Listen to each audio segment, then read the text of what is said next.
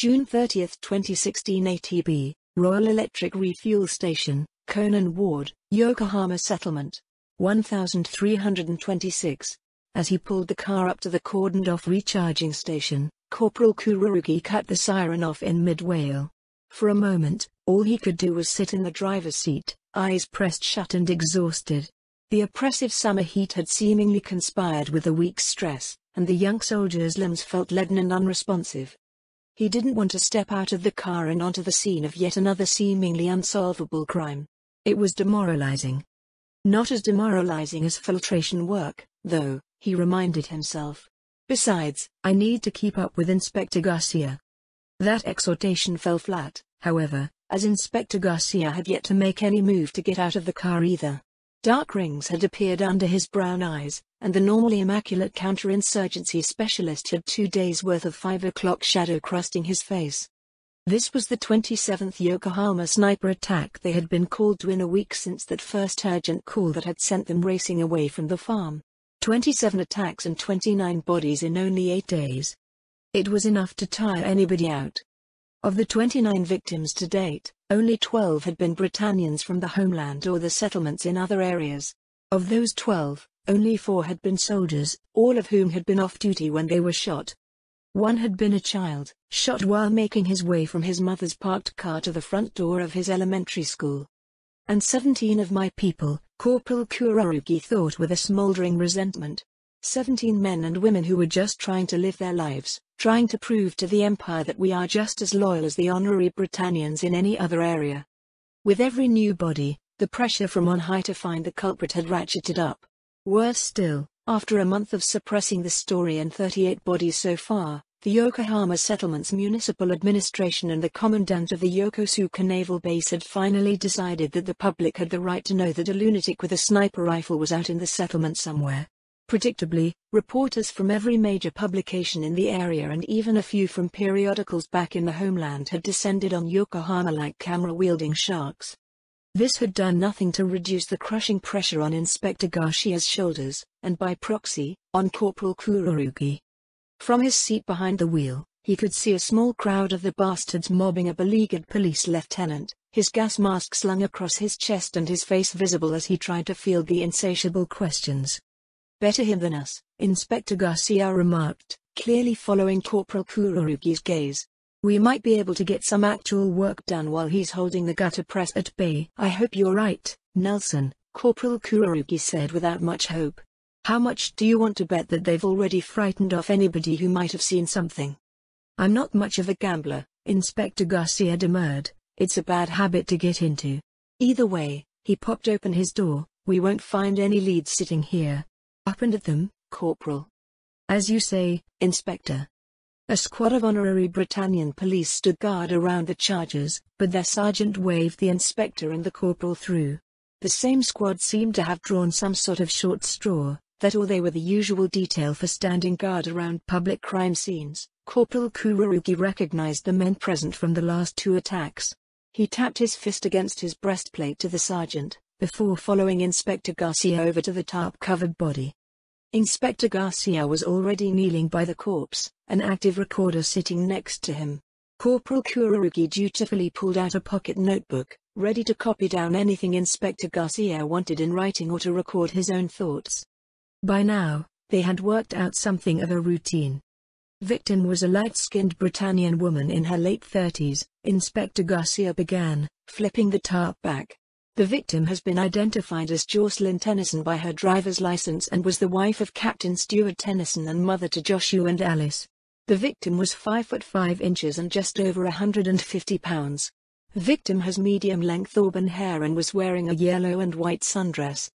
Victim was shot through the neck from behind while recharging her minivan's battery, Inspector Garcia continued, his voice clinical and emotionless. "I am not a medical professional, but judging by the wound and the state of her neck, I think the bullet passed straight through her spinal column before exiting through her throat." That, Suzaku thought, was a very fair assessment, considering that the state of her neck is practically severed. After exiting the victim's body, the round continued through the window of her minivan, and Inspector Garcia stood back up and squinted through the hold window, out through the window on the other side of the minivan. Trajectory looks close to flat, but it might be proceeding at a slight uphill angle. Corporal Kurorugi made a note to point this out to the crime scene techs, once they showed up. Considering that the round still had sufficient velocity to pass through the minivan and probably on into the recharging station itself after passing through the victim's neck, it seems reasonable to conclude that a high-powered rifle was used for this attack. The inspector scooped the recorder up from the pavement and flipped the tarp back down over the late Mrs. Tennyson. Unless this was a copycat, the use of a high-powered rifle on a seemingly random housewife indicates that this is another Yokohama sniper attack. Corporal Kurorugi followed Inspector Garcia past the other chargers and into the recharging station. The two clerks unlucky enough to be on duty at the time were standing awkwardly behind the counter, another honorary policeman keeping an eye on the pair.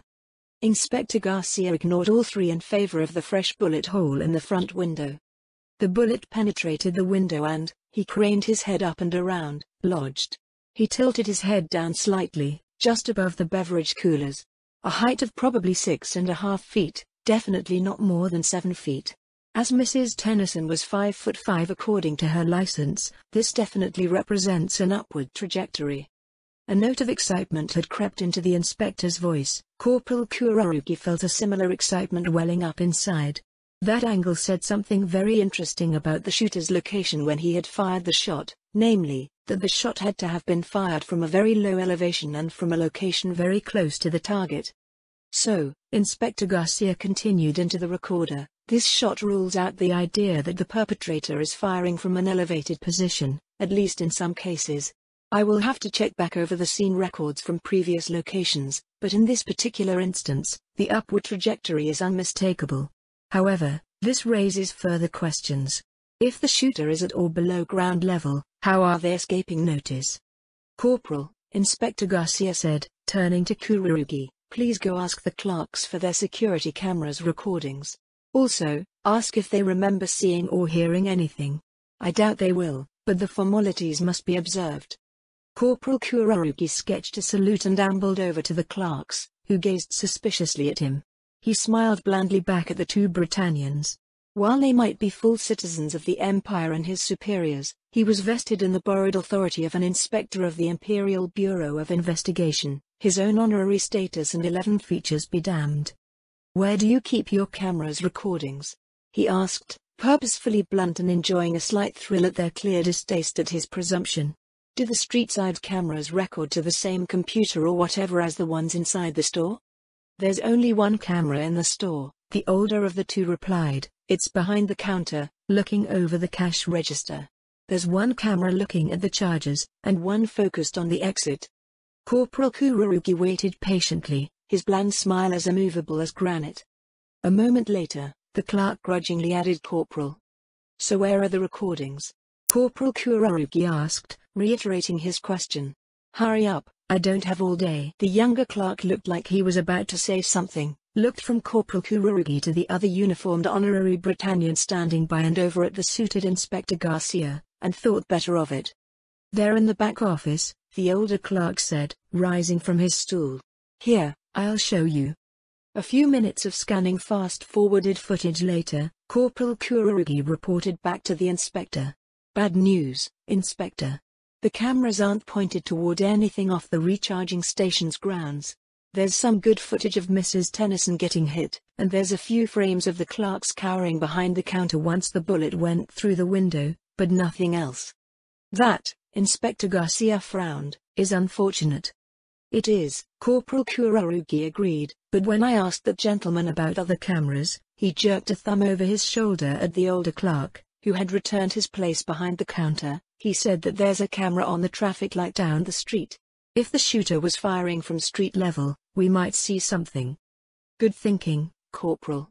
The inspector grinned, the expression boyish on his tired, unshaven face. As you say, Inspector, Kurorugi agreed, his tone easy and bland. For a moment, Inspector Garcia stood still and looked off into the distance, clearly mulling over his options. Then, his eyes refocused on Corporal Kurorugi and the familiar smile bobbed back into place. Well, go ahead and help hold the press off, and for God's sake don't say anything they could quote. The forensic lads should be arriving soon to make an official report of the scene, and I need to call and get some sergeant assigned to prying that traffic camera footage out of Public Works' sticky hands."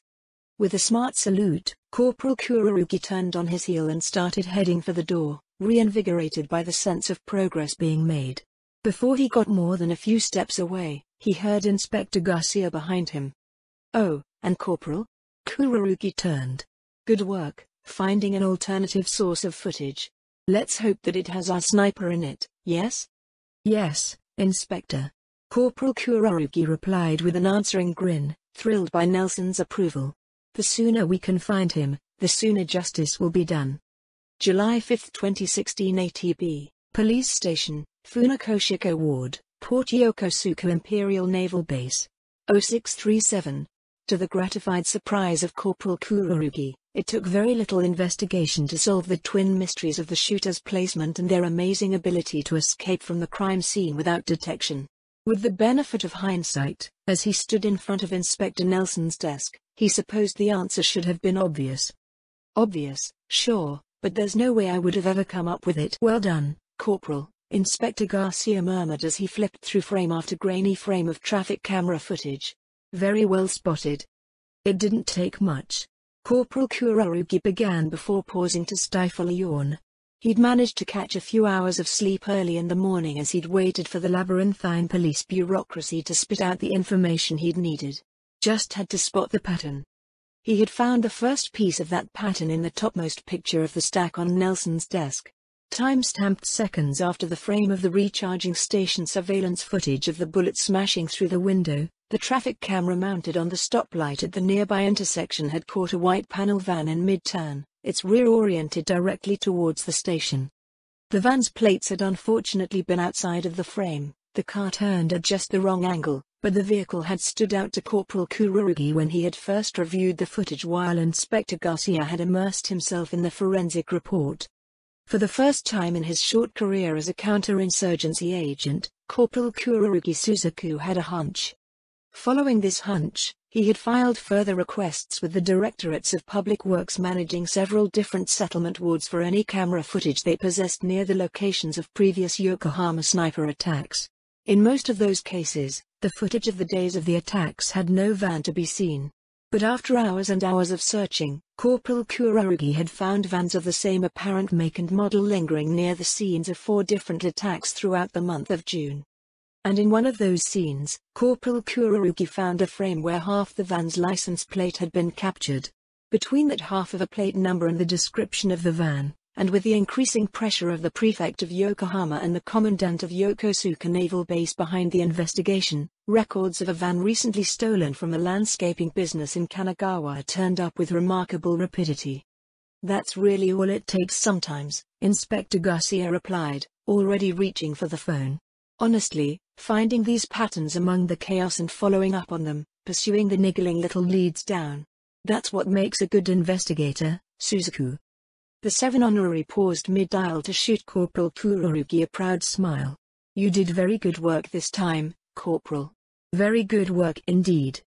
Jerkily, Corporal Kururugi nodded a reply, trying not to let the sudden spiking pride burst across his face.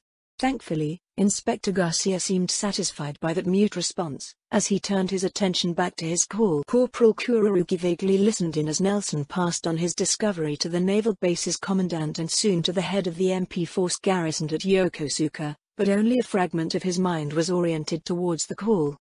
The rest of his sleepless focus was directed inwards, on that swelling pride and satisfaction. The long hours spent searching grainy footage, the wheedling negotiations with petty public works officials and archivists, that sense of recognition for a job well done made all of it worth it. Inspector Garcia was proud of him, and more than that, was listening to him. The bureauman put enough stock in his words to immediately put out an all-points bulletin on the stolen van. It was an almost overwhelmingly complete vote of confidence. Suzuku found that he wasn't sure how he felt about anybody, especially an authority figure, having such faith in his words, in him, when he had so little faith at times in his own decisions. "But that just goes to show that I need to have more faith in myself, and in the plan," Corporal Kururugi thought as he dropped into the comfy chair across the desk from Nelson. If I have confidence in Nelson's understanding of how to succeed in Britannia as an honorary, and if he has faith in my ability to deliver the results the Britannians want to see, doesn't that indicate that I'm on the right path and I can act more confidently moving forwards? He paused and tried to turn that tangled chain of thought over in his head. I really need to get more sleep. And that's that, Nelson said jubilantly as the phone rattled down into its cradle. Every patrolling officer and camera minder knows that finding this van is the new top priority. The prefect is activating every officer available and the commandant is turfing all of the redcaps out of their bunks and onto standby. As soon as we lay eyes on that van, we'll be coming down on them like a pile of bricks. So, Corporal Kururugi hesitated, what do we do now? I mean, we can't do much until they find the van, right? Well, you can go find some coffee, first and foremost. Nelson softened the barb with a smile, but nevertheless waved towards the door. With every muscle in his body screaming reluctance, Corporal Kururugi forced himself to his feet. Neither of us have time for sleep tonight, I'm afraid. So, caffeinate yourself and splash some cold water on your face, whatever you need to get some pep in your step, because as soon as someone radios in a sighting, we need to be on site as soon as possible. As you say, Corporal Kururugi nodded, reverting for a moment back into the unthinking submission that his officers in the Legion had demanded, before suddenly remembering the standing order to ask for clarification when he didn't understand Nelson's reasoning. Why do we need to be there? Surely any prisoners will be available for interrogation, right? Oh, absolutely, Inspector Garcia nodded, the scar puckering his lip, twisting the cynical smile up into a sneering grimace of disgust. That's the problem. They'll be available for interrogation by any fool of a redcap officer who wants to earn a feather in his cap by breaking the rebels. God forbid the disbastards up in Tokyo hear about the arrest either, or we'll lose access entirely. You think they'll steal the credit for taking down the sniper? Corporal Kururugi asked, his mind still slow and bloated as he fumbled to make the connection. That they'll swoop in to take the credit? That too, Nelson admitted. Make no mistake, Corporal, now that the news has heard about this lunatic and given him a name, made him a story, whoever is responsible for writing the coda to that story will have considerable, if short-lived, influence in Area 11. But, he added, that's only one of two broad reasons why we need to be on hand to see this whole scenario through. Can you think of the other? Think about what I just said, he urged. Think about how I conduct my interrogations. Can you see it? If the police or the disinterrogate the prisoners, Corporal Kururugi said, speaking his thoughts aloud, they'll want results and want them soon. The police in particular just want this all over as soon as possible.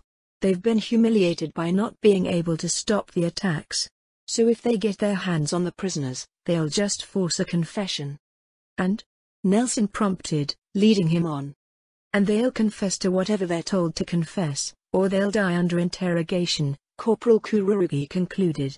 Which means that if they've got any friends, or if the Yokohama sniper just handed their van over to one of their buddies, we'll lose the lead and the sniper could just lay low for a few weeks and then start killing again. Exactly. Nelson rose halfway out of his seat, leaning on his knuckles as he thrust his face forwards over his desk, towards Kururugi. If we, aren't on hand to keep the police at bay, they'll stomp all over this case with their ham-handed techniques, just so the prefect can announce that all's well again.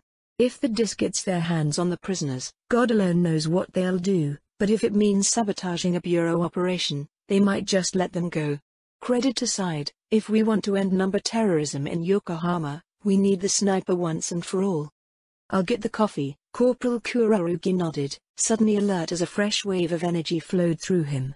The stakes were too high to give in to his exhaustion now, and sleep's siren call suddenly seemed all but muted. I'll even use the machine in the officers' mess so I can add a few shots of espresso to each. That lock can't keep me out. Make mine a double, Inspector Garcia instructed with a smile as he dropped back down into his chair. But for God's sake, man, hurry back. As soon as you're here with the coffee, we're checking a car out from the motor pool. Tonight, the speed limits won't matter, as soon as the call comes in, we'll be there. July 5, 2016 ATB, Highway Police Station, Totsuka Ward, Yokohama Settlement. 1023. Hey there, Corporal Kururugi said with a practiced smile, speaking in Elevenese as he slid himself down onto the unyielding planes of the steel chair, the match of the straight-backed seat on the other side of the interrogation table. I'm Suzuku. It's good to meet you, even under such unpleasant circumstances.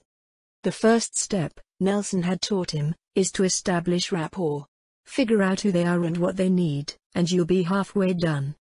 Man, Kurorugi continued with a sympathetic wince, sucking at his teeth as he looked down at the mangled hand spread flat on the dented metal surface. They really did a number on you, didn't they? Fucking Britannians. Don't worry, he added with another smile, more comforting and soft, you're safe now. We've got you. The woman, fettered to the chair across from him, remained silent, but that was fine. Corporal Kurorugi didn't need her to say anything. After months in the care of Inspector Garcia, it was easy to read everything he needed to know at the moment on her face. Search for tells, for signs of emotional insecurity. A clammy brow, clenching hands, facial twitches, all indicate nerves and a sense of insecurity. A clenched jaw or a red face probably means they're angry, but could be a cover for nervous anxiety too. I know. Kurorugi waved a dismissive hand, smiling conspiratorially at the subject as if he were sharing a joke. An 11 in Britannian uniform? I'm a traitor to our people, our gods, and the Yamato spirit. I've heard it all before, but believe it or not, I just want what's best for our people. Just like you, right?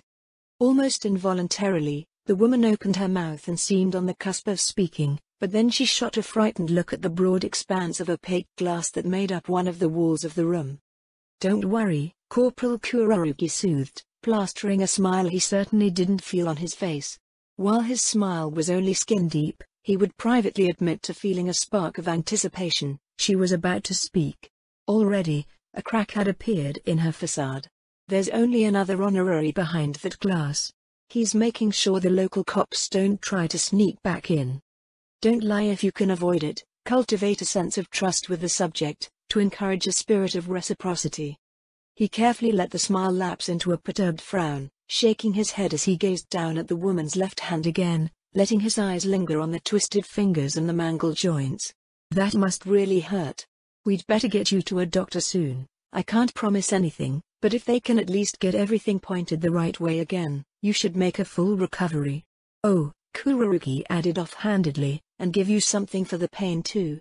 Left unsaid was the implication that not seeing a doctor soon could lead to lasting damage and greater pain, along with the corollary that only cooperation could purchase access to medical assistance. Nelson had taken great pains to point out that pain perceived was pain received. This woman already knew what could happen if she didn't cooperate. It was up to him to show her that she had choices. For the first time since Corporal Kurorugi entered the overly bright room, the 11 spoke. I'm not going to say anything. There's no point. Her voice was raw and brutalized, presumably as a result of the screams the prefectural Britannian highway police had ripped from her throat when they'd broken her hand and twisted her fingers out of their sockets. Coupled with the obvious bend in her leg, a product of the highway crash that had ended her frantic escape, the 11 was in bad condition.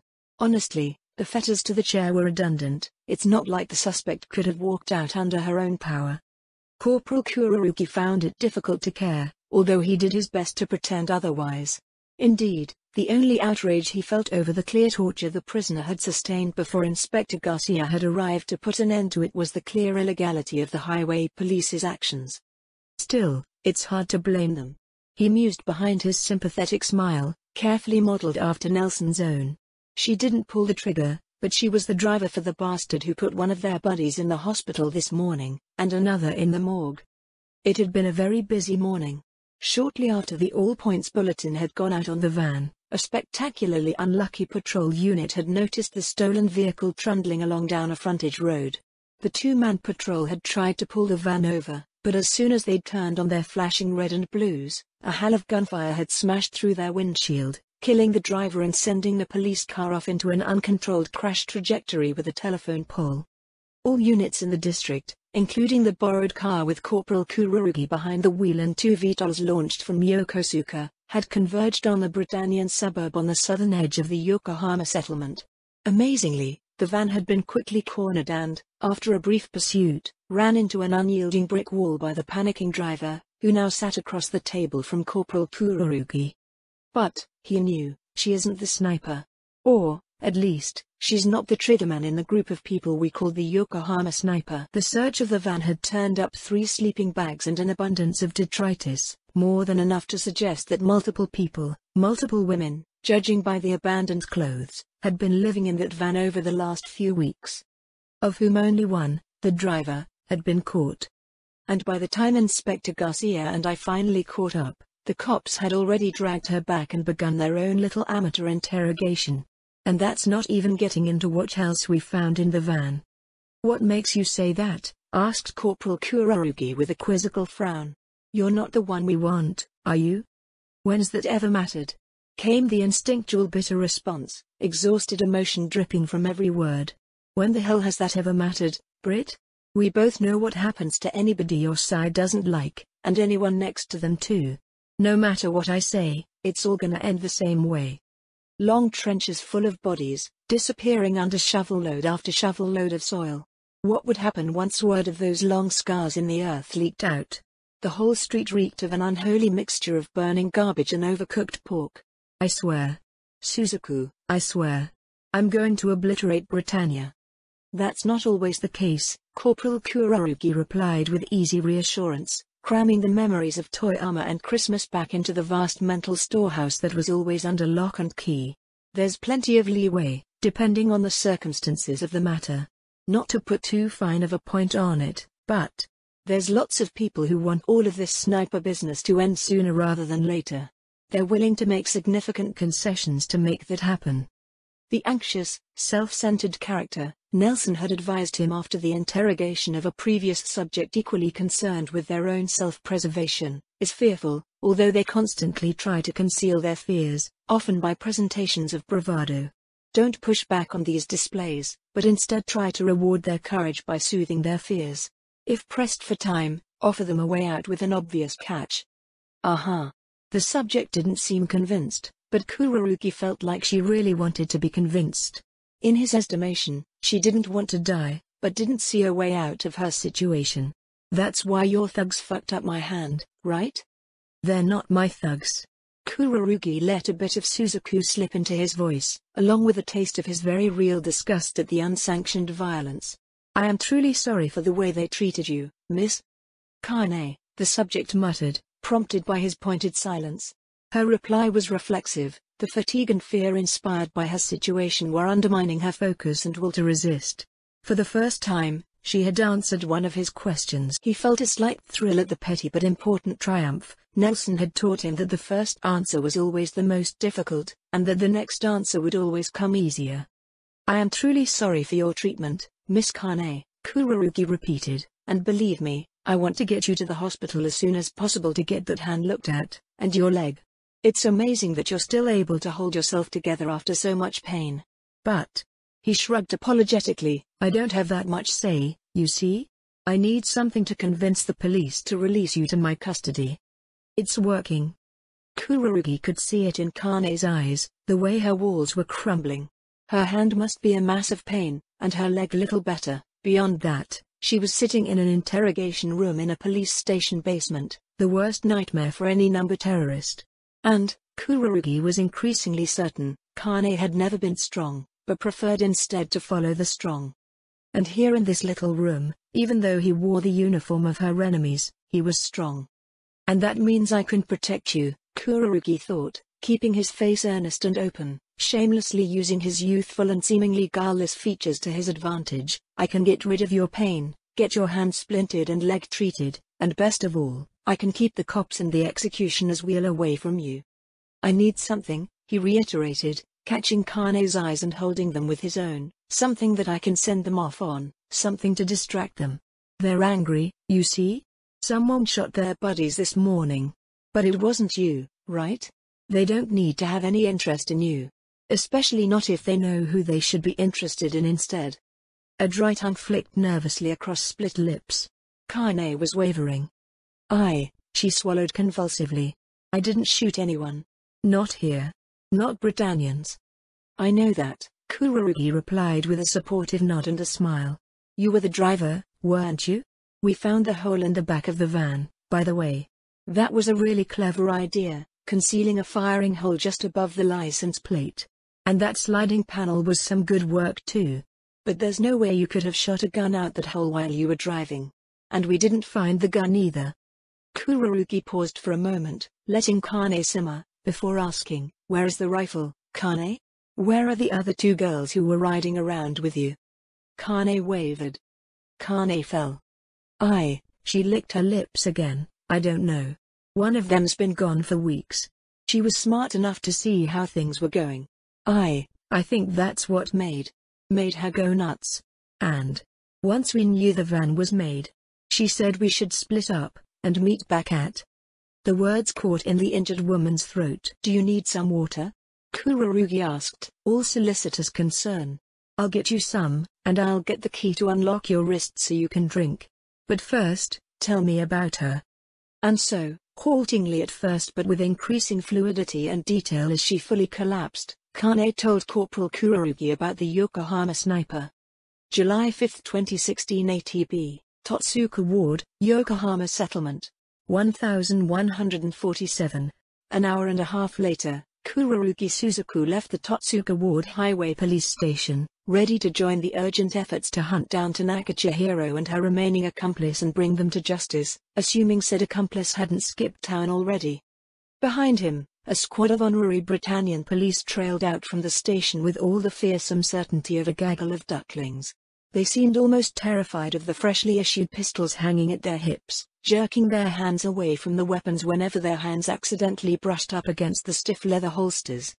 This is probably the first time most of them have even touched a pistol since their training ended, Suzuku thought glumly, letting a hand drift down to his own sidearm.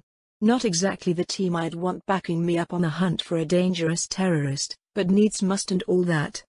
For his part, Corporal Kururugi had redonned the familiar charcoal body armor and helmet of His Majesty's Armed Services, freed from his footlocker for the first time since he'd come to Yokohama. The perennially useless gas mask hung loosely around his neck. Now freed from the 32nd Honorary Britannian Legion's command structure, he would have left the cursed thing behind entirely, were it not for the thermal imaging capacities of the built-in goggles. And if I was still just Corporal Kururugi of the 1st Battalion, 2nd Company, I'd never have drawn my last piece of equipment from the stores. But the Bureau of Investigation and its auxiliaries are beholden to different rules.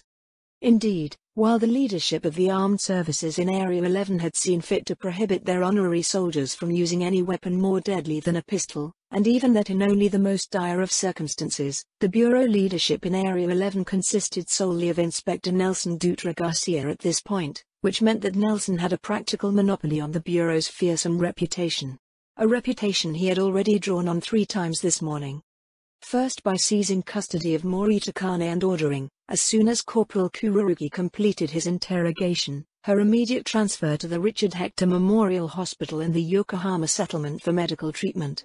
Inspector Garcia had gone to the hospital with the prisoner to both keep her under his supervision and to continue the interrogation where Corporal Kururugi had left off, but before he had left, he had commanded the highway police to give Corporal Kururugi command over a draft of honorary Britannian officers to assist him with his mission, and that this draft and Corporal Kururugi be armed from the station's stocks. The second and third uses of the Bureau's authority, respectively. "I've given you the tools you'll need, Suzuku," Nelson had said once the police lieutenant in charge of the station had left the observation gallery behind the interrogation room's one-way window. "Now, it will be up to you to use them to deliver results. You've done magnificently so far, keep it up. Make the Bureau proud. Make me proud." That was a mission Corporal Kururugi Suzuku was determined to complete. It was the chance he had dreamt about for months. Ever since Christmas. "And if I can capture Tanaka Chihiro in my capacity as a deputized Bureau agent after extracting the information leading to her in that same role, then the entire operation will suddenly become a Bureau operation. A successful, clean-cut operation in Area 11 will give Nelson an opportunity to request further support in the longer-term assignment here." Corporal Kururugi very carefully didn't notice Suzuku's enthusiasm at the prospect of Inspector Garcia's deployment to Area 11 extending.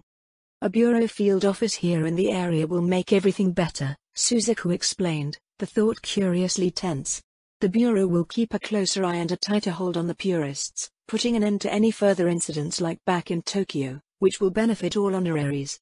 The numbers will benefit too, if the counterinsurgency tactics that Inspector Garcia's predecessors used in the old areas replace the wasteful and indiscriminate slaughter of the filtration operations or the retaliatory quotas.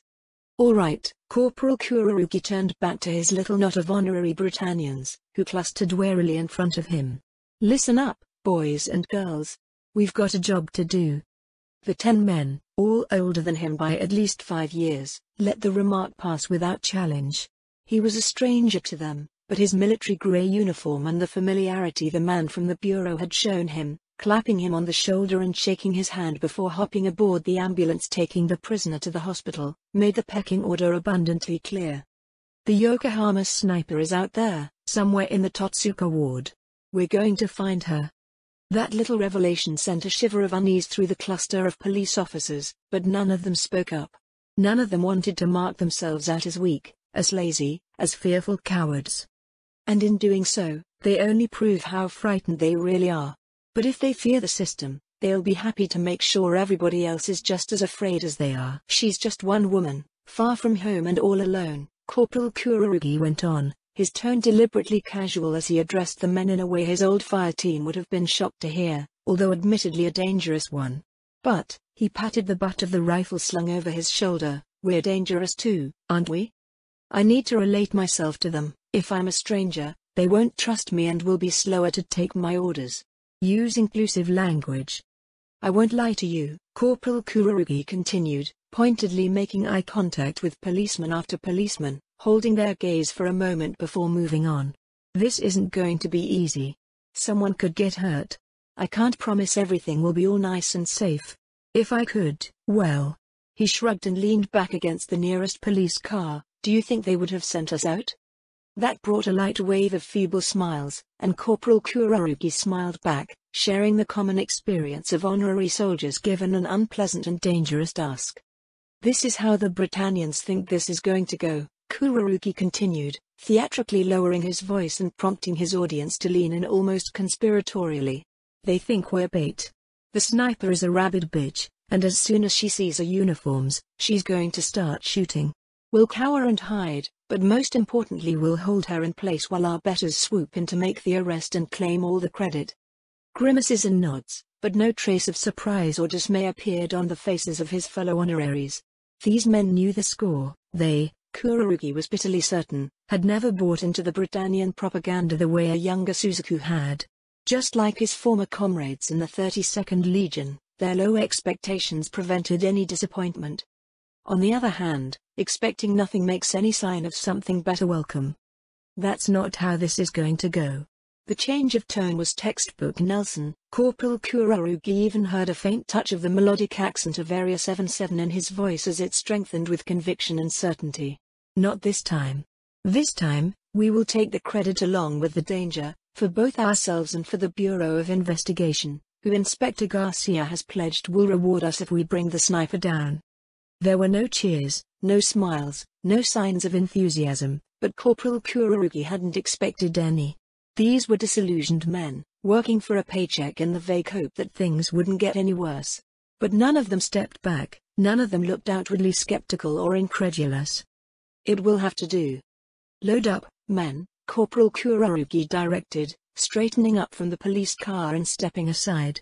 The sniper's gone to ground, and she's had 2 hours to dig herself in. Time to pull her back out and show the world what happens to those who would raise a hand against His Majesty's citizens, honorary or not. Minutes later, the 2 overloaded squad cars were rolling out through the web of secondary roads surrounding the Totsuka station, making their way towards the High Street Central Artery. The miniature convoy was slow going without the flashing lights and sirens. It was almost lunchtime, and traffic thickened with every minute. With 5 men packed in one car built for 4 and 6 in the other, and with the heat of a summer's noon beating down, it was a claustrophobic, stuffy trip across town. Behind the wheel of the lead car, Corporal Kururugi tried to ignore the sweat rolling down his spine, infuriatingly difficult to scratch under his body armor. A constant stream of updates drizzled from the dashboard radio. Corporal Kururugi kept half an ear open for anything pertinent, mixed into the usual police chatter with the occasional updates from the units still patrolling the ward hunting the sniper. The Veit also gone home, but the local police force was still out and about, making their presence known. And no doubt drawing all kinds of cushy overtime, Corporal Kururugi thought sourly. Still, if I can complete this mission, I'll get payment in a far more valuable coin. Smiling at the thought in a conscious attempt to cheer himself up, Corporal Kururugi idled up to the next traffic light. As he waited, he scanned the surrounding crowd of mostly commoner Britannians, noting the industrious way they scurried from place to place, many with beverages or wrapped sandwiches in hand. It almost seemed dreamlike, how ordinary it all was. So divorced from the chaos of the morning, or from the shameful horror of Toyama. All units. All units. Suddenly, the radio dispatcher's urgent tone had Corporal Kururugi's full attention, everything else fading into irrelevance. Gunfire reported on Charleston Square. Civilian casualties reported. All units, stand by for situation updates and dispatch. Before the dispatcher was done with her update, Corporal Kururugi was already flicking on the lights and sirens. Trusting the squad car behind him to follow suit, he floored the accelerator and squealed out into the intersection. Charleston Square is just a few blocks ahead, straight down High Street, Corporal Kururugi thought, remembering the map of the Yokohama settlement he'd committed to memory a few weeks earlier in the course of his chauffeur duties. A big open field, surrounded by trees and a few paths. Lots of community events happened there. The place is surrounded by plenty of tall buildings, hotels and the like, along with the Angel's triumphant Britannic Church. A perfect killing ground for a sniper. Why the hell didn't I think to go there immediately? Corporal? Kururugi spared a look over at the man sitting in the passenger seat, who swallowed nervously but pressed on. Didn't the dispatcher tell us to stand by and wait for orders? She told the police to stand by, Corporal Kururugi corrected. We're not all units. We're bureau, and we don't answer to them. Not unless we screw up, that is, he silently added as he turned his eyes forwards once more. Best not to fail, then. From his driver's seat, Corporal Kururugi watched as the normal run of daily life disintegrated before his eyes. As he raced closer and closer to Charleston Square, the sidewalk-bound crowds of pedestrians scrambled for cover, or otherwise stampeded back the way he'd come. Most drivers had the sense of mind to likewise turn back the way they had come, but some lost their heads completely and leapt from their cars for cover, leaving abandoned cars cluttering the road. Unfortunately, a delivery truck driver appeared to have split the difference by trying to turn in the middle of the intersection at the southeast corner of Charleston Square, where High Street met Elizabeth Avenue, before giving it up as a bad job and running away, leaving his truck in the middle of the intersection. Son of a bitch. The curse came involuntarily to Corporal Kururugi's lips, and he winced at the knowledge that Inspector Garcia would disapprove of such a display in front of the men. All right, he continued, slamming the car into park. End of the ride. Everyone out. The fire team crammed into his car didn't need to be told twice. The 5 other men packed into the cruiser boiled out immediately. Nobody wanted to be a stationary target in the parked cruiser, even with the trucks separating them from the open air of the square. As the second cruiser emptied, Corporal Kururugi cautiously peered out from around the boxy frame, ears straining for the distinctive cracking hiss of rifle fire. It was a fool's errand. Any such warnings would be drowned out by the cacophony all around him.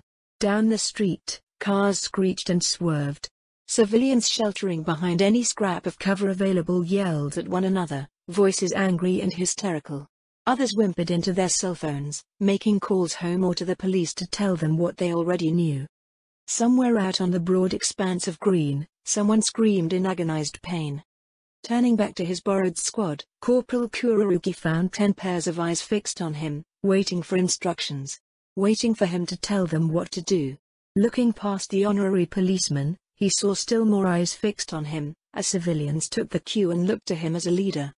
The rush of emotion at the awareness, at how all of these people, his nominal social superiors, were begging for his protection, beseeching him to tell them how to escape, how to survive, was intense. All civilians, he called out, doing his best to project authority by speaking loudly without shouting, deeply conscious of just how good it felt to give orders, stay under cover, and stay off your phones. The police are aware of the situation, and help is already on its way. Please keep calm, and keep your heads down. Amazingly, none of his Britannian audience questioned why an apparent 11, even with a rifle and uniform, was giving them orders. More than the panicked flight, that spoke volumes about their fear.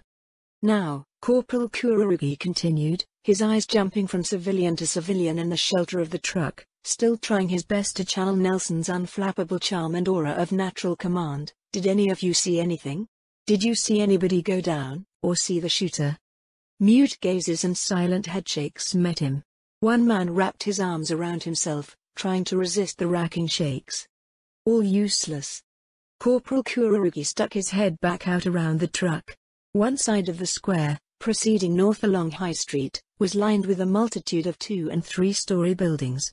Shops on the ground floor and presumably apartments on the subsequent stories. To his west, along Elizabeth Avenue, stood a tall hotel, somewhere between 10 and 20 stories. He couldn't see past it, nor through the trees that lined the square to the other side, but he could see a tall steeple reaching skyward over the foliage. Presumably, the church itself stood at the north end of Charleston Square. Nothing but vantage points for a lunatic bitch and her rifle. And, Suzaku added, no shortage of targets either. There had been some kind of open-air market happening in the square, Corporal Kururugi saw. That, or perhaps the food trucks were always set up out in the grass at this time of day to feed the crowds of workers who needed a cheap meal on the go. Either way, while some of the market's patrons and sellers had managed to scramble to the shops or the streets leading away from Charleston Square, many were stuck behind the pitiful shelter afforded by garbage cans, trees, and benches. At least one was down, and judging by the blood oozing from his whole head, already dead. All right, he began, turning back to his men, we're going to be as careful about this as possible, but we're going to do our duty. Our first job is to evacuate the civilians as best as we can. Split up into pairs, one of you will talk to the civvy, try to keep them calm, the other keeps their eyes up. If someone can't move under their own power, carry them over here to this truck, you hear? Among the chorus of yeses, one of the policemen asked, in a Lebanese, what about you, Corporal? What are you going to be doing? Save it for later, Suzaku decided. It's a stressful time. Whatever it takes to get them moving. I'll be keeping a lookout for the sniper, Corporal Kururugi replied, pointedly in Britannian, shrugging his rifle off his shoulder and into his hands. As soon as I see something, anything, I'll let you know. If you hear the shout, drop whatever you're doing and follow me. Clear? It apparently was clear, and seconds later the squad started moving out. The 5 pairs of policemen, honorary citizens all, warily fanned out across the intersection, keeping one eye on their surroundings and one eye on their leader. Corporal Kururugi sidled out behind the last pair, eyes scanning the crowded sidewalks and square. It was a bright day, sunny without a cloud in the sky. The heat, already sultry, became oppressive as Corporal Kururugi focused on the now, putting everything else away. Nelson, Toyama, his men, the ever-watching ghost of Kururugi Jinbu, none of it mattered. None of it was real. Only he was real. Only he mattered. He and the sniper. He and Chihiro. Dazzling sunlight glinted off the windows of the hotel to this left. Minor mineral imperfections in the marble facade glittered in flecks of gold, each of which could be a glint off the lens of a scope. The branches, heavy with vibrant green foliage, swayed in the desultory breeze, and above them the distant steeple-top cross of the Britannic church reared proud against the azure sky. Corporal Kururugi swallowed heavily, his tongue swelling in his throat as he padded forwards. The rifle's unfamiliar weight was heavy in his hands, the metal and plastic unaccountably bulky, as if the weapon was trying to escape from his hands to join the civilians and pressing their faces into the sodden cement. Eyes open, eyes open, eyes open. From the trees, a crow cawed. A woman moaned. One of his pairs was darting back from the tree line, a civilian's arm over each man. The girl's yellow blouse was vibrant against the sanguine blotch in her abdomen. A gut shot. Eyes open. Kururugi was suddenly on the ground, his chin, unprotected by the face mask, scratching painfully against the rough grains of the cement sidewalk. Belatedly, he realized that he'd heard the crack hiss of a round slashing through the air and had hurled himself to the ground by pure force of instinct. The injured woman screamed. Her 2 escorts had likewise plunged away from the deadly wasp sting of rifle fire and had dropped their cargo in the process. Her wound torn open by the fall, the blotch began to spread across her blouse anew. Corporal Kururugi climbed to his feet, his jaw sore and wet. He felt something trickle down his chin, running down his neck. Sweat or blood, he couldn't tell. His gloves were full of sweat. Belatedly, he realized that his rifle's safety was still engaged, and flicked it away. Where had that shot come from? He cursed the senselessness of it, and his own failure to get a direction from the shot. He was certain the sniper would give him another hint soon. His whole body felt tense, heavy with electric energy that Corporal Kurugi had to struggle to control. Muscles were locked tight as his fingers clasped down on fore and hand grips. The heat was unbearable, now that the breeze had gone. A policeman was leading a trio of Britannians in suits back towards the truck, his almond eyes almost bulging from his face with nerves. His partner brought up the rear, his pistol in his hands and pointed skyward as he walked backwards, his sidearm held aloft like some protective charm and about as useful as an ofuda in warding off a sniper's shot. From up ahead, to Corporal Kurugi's northwest, out on the green of the square, a man screamed in sudden agony. An aproned man, still absurdly wearing the paper Dixie hat of a food server, stood up from his worthless shelter behind a park bench, blood streaming from his mouth and from the hole in his neck. One of his policemen, only feet away from the unfortunate man, reeled away from the dying man, his hands darting to his holstered pistol. His partner, who had been trying to coax another man up from behind a mobile grill, dove for cover next to the civilian, his face a pale streak in Kurugi's adrenaline-blurred vision. It was a perversion. How relieved Corporal Kurugi was that a man was dying, his last breaths drowned in his own lifeblood. And yet, to see it happen, to finally bring the anticipation to an end. To finally feel that tension snap, to know that the time of waiting was over, and the moments of action had begun? Freedom. To the north. Corporal Kurugi bellowed, already running. The bitch is to the north. Follow me, men. The blood was pounding in his ears as he ran, the adrenaline that had jangled every nerve and constricted his vision to a hypersensitive pinpoint finally given rein to send him flying like an arrow across the pavement and grass. He couldn't hear his men behind him, but Corporal Kurugi couldn't hear anything over the heaving in his ears, nothing except for the crack hiss of another bullet flying overhead, and the distant, irrelevant scream of a man down. Irrelevant, because it was not him, and he was running, charging. Above him and before him towered the church, a massive building of dusty red and creamy white, with a steeple as supremely proud as the man who ruled the Holy Empire.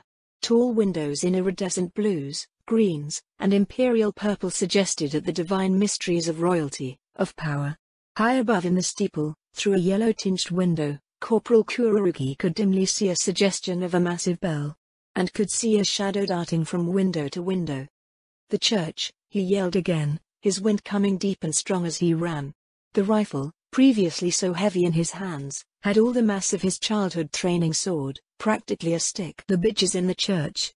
Grass turned to pavement once again as Corporal Kurugi hurdled over the ornamental hedge separating the square from the perimeter sidewalk. He was so close to the church now, so close. Only a handful of parked cars, a stretch of asphalt turned sticky and soft under the summer heat, and the flight of stairs rising up to the edifice separated him from the door leading into the vestibule, painted red and banded with black iron in the old style. He felt, rather than heard, the shot. Standing in the shadow of the steeple, the Yokohama sniper had snapped off a shot at the last possible second, just before he lunged under her line of sight. He had no idea how she could have overlooked him during his charge down the length of the square. Maybe she hadn't. Maybe she shot at him, but he simply hadn't noticed, his whole world reduced down to the tunnel stretched ahead of him. He didn't know. An overwhelming explosion of pain as his vision disintegrated into a momentary flash of searing white light was all he knew. Immediately matched with the fiery coal under his helmet burning a hole straight down through his scalp. Stumbling steps carried him forward into the side of a parked car. The velocity of his running leap exhausted, he reeled back from the unexpected obstacle. The urge to slump down behind the pitiful shelter of the sedan, to collapse onto the hard, hot asphalt, and to claw at his aching head, was almost overwhelming. If I stop and sit down here, Suzaku thought, ludicrously calm in the near-blind chaos as Corporal Kurugi desperately blinked the starbursts out of his vision, she will kill me. She can still shoot me from here, and the car isn't tall enough to block her vision. I can't die yet, I can't let myself die yet. Not with a chance to start the plan in earnest just within my grasp. With renewed energy, Corporal Kurugi half slid, half skidded around the car's trunk. One hand braced against the shining silver surface whose reflected light made his blurry eyes weep, the other holding fast to his rifle. Another crack hissed slashed down from above, and off to his left where one of the cobblestone paths through the park led out onto the street, he heard a gurgling scream. He didn't give himself time to think about who that could have been, or how close it was to his own fate. He needed to push on, to bury the fear, the pain, and keep moving. Don't think, just move. Move. Move, move, move. The sun-softened asphalt sucked at his boots as he sprinted madly across the road, rifle clasped to his chest as he dashed for the shelter of the monolith rising before him. The stairs, broad and gentle, suddenly loomed up like the very stones of some vast mountain, rising to the heavens or at least to the promise of sanctuary and salvation behind a red-painted door. Pushing through the sudden vertigo, he flew up the steps in an almost uncontrollable wave of energy and threw his body, all of its armored weight and frantic, desperate energy, against the door.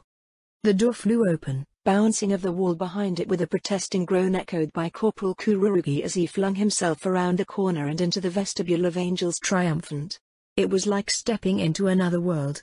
The noon-heat and bright, eye-searing light of the world outside vanished as he stepped into the twilight of the man-made vault. Sunlight poured in through the open doors behind him, along with the huffing, panting remnants of his squad. 7 of the honorary Britannian police, he saw, had survived the run. Of the other 3, there was no sign. Perhaps they were still alive and well, and had just been too cowardly or smart to charge straight at a sniper's nest. Maybe they were wounded, bleeding out on the sidewalk or the square behind him. They were most probably dead. At least these 7 are okay, Suzaku considered, running his eyes over the group as they slumped against walls and fought to reclaim their breath. To his pride, 2 of the men already had their pistols drawn and pointed at the door labeled "To the Belfry." No signs of any injury. Good. That's good. At the thought of injuries, Corporal Kururugi suddenly remembered that he'd been shot only a minute before. Shot in the head, no less, for all that he was still ambulatory and, apparently, alive. Swaying slightly under a sudden spike of nauseous vertigo, he fumbled with the strap's buckle, pulling the helmet from his head. For a moment, Corporal Kururugi couldn't bring himself to glance down at the protective equipment, the sudden, irrational fear that if he did, he would find a hole clean through the ballistic fibers stained red with his lifeblood, or worse still gaze upon wet pieces of his head enmeshed in the torn fibers. In an effort of will, he forced himself to look down at the helmet. To his great relief, it was instantly obvious that the hit had been glancing at best, presumably the result of Chihiro firing too rapidly to place the shot with the same level of precision she demonstrated during the Yokohama sniper attacks. The ballistic fibers were torn in a line from the crown of the helmet halfway down to the base, before the tangential trajectory had taken the round down past his back and into the ground behind him. If I hadn't been wearing this helmet. Pushing the thought and the shiver such a brush with death evoked aside, Corporal Kururugi slapped the helmet back into place, wincing as the weight settled back onto his sensitive scalp and bruised skull. While the helmet had saved his life, it hadn't managed to negate all of the bullet's kinetic energy. Could have been much worse. My sight's even coming back. Only some floaters now. And the nausea. I think I've got a concussion. All right, he started, only to be cut off by a rasping cough. Abraded from shouted exhortations and orders to his men, his throat registered its cracked dryness. One of the policemen passed him a canteen, which he took gratefully and drank from before passing it back with a nod of thanks. All right, he began again, trying to focus through a sudden wave of wooziness. We've got her cornered up in that steeple. Only one way down, but that also means there's only one way up. We can't leave her just sitting up there taking patshots at the public. Nobody spoke up. Most looked resigned. The one officer without a partner, who Corporal Kururugi thought he recognized as one of the pair who he had seen carrying the injured girl, looked angry. They're just as silently obedient as the men back in the Legion were, Suzaku noted. It wasn't a happy thought. Silently obedient doesn't mean much if they drag their feet or only follow my orders if I'm standing behind them with my finger on the trigger. Sullen obedience isn't good, not good enough. Not for an elite group. That was my mistake last time. Nelson would want me to lead them, not just drive them. Did anyone see what happened to the other 3? Kururugi asked, trying to control the ache in his head as he attempted, at this late juncture, to show concern for the strangers put into his care. I was a bit too focused on the run to look around. A few men smiled at the lame comment, and one or two even snorted slightly. It wasn't funny, but everybody present was tense enough to laugh at anything. Nobody relaxed. The door to the belfry seemed to loom in the corner of the collective eye. I saw James, go down, one of the officers finally offered. The man who had lent Corporal Kururugi his canteen. Took one to the shoulder, I think. I think he got behind a tree? The officer's voice trailed off into a question Corporal Kururugi didn't know how to answer. I wish Lelouch was here. Or Nelson. Lelouch would say something asinine but profound, and Nelson would just figure out what they needed to hear to keep them moving. I'm sure he'll be fine, Corporal Kururugi replied gruffly, knowing as he said it that it was probably a lie. Even if James hadn't bled out, he doubted that the highway police had much use for an honorary officer with a useless arm. What's your name, officer? Eugene, sir. The name was stiff and unnatural in the officer's mouth, the reply stilted. Eugene Akari. Nelson would say something about a mutual bond or whatever. Good to meet you, Eugene. Corporal Kururugi said, the words dropping from his mouth like leaden weights. Exhaustion crested over him. The tiredness of sleepless nights held at bay by first coffee and more recently adrenaline suddenly, inexorably returning as his surge began to recede. It's time to move, before I fall asleep standing up. Wait, you're not supposed to sleep with a concussion, right? I think Instructor Todo told me that once. I'm so tired. Pushing himself back up off the wall took Herculean effort. His helmet straps hung freely, he'd forgotten to rebuckle them after he put the scored thing back on. Suddenly, he realized that his rifle was still active, the safety very much unengaged. So tired. Well boys, said Corporal Kururugi, then laughed at the silliness of the statement when everybody else was at least in their 20s and wondered why the men looked alarmed. She's not coming down, so we're gonna have to go on up. He paused. I'll go first. I've got the big gun. He gestured with it, swinging it up at the roof of the vestibule. Every eye present followed it. Definitely a concussion. Whoopee. She's had some time to dig in up there, so who the fuck knows what she's done with the stairs. Our source said that the sniper's got a thing for grenades and knives, as well as rifles. Corporal Kururugi's mouth was dry again, and he wished he had something stronger than lukewarm water to quench his thirst. I'll go first, he repeated, so. If you see something, let me know. And on that muddled note, Suzaku decided that the moment of action could no longer be put off. Crossing the vestibule to the neat little door with its neat little sign, printed in faux cursive, felt dreamlike. With each sleepwalking step across the plush carpeting, the door grew larger and larger. His neck, unaccountably stiff, wouldn't let him swivel his head away, wouldn't let him break his focus on the door. Lulu could play chess in his sleep. He hated it when I called him that. He barked another laugh. He's probably been dead for years now. 2 Britannians, one a blind paraplegic, alone in the wake of the conquest? Well, don't worry, Lelouch. I was supposed to die today, I think, but Chihiro fucked up her first chance. She'll get another. The doorknob turned easily in his hand, despite the visible keyhole. It was unlocked. Corporal Kururugi hesitated, and pulled his combat knife out of his belt. The first and only weapon most honorary soldiers get. Well, unless you count the truncheon, I guess. And if I was chasing Lelouch through the woods near Kururugi Shrine, he'd set up a tripwire to snare me up.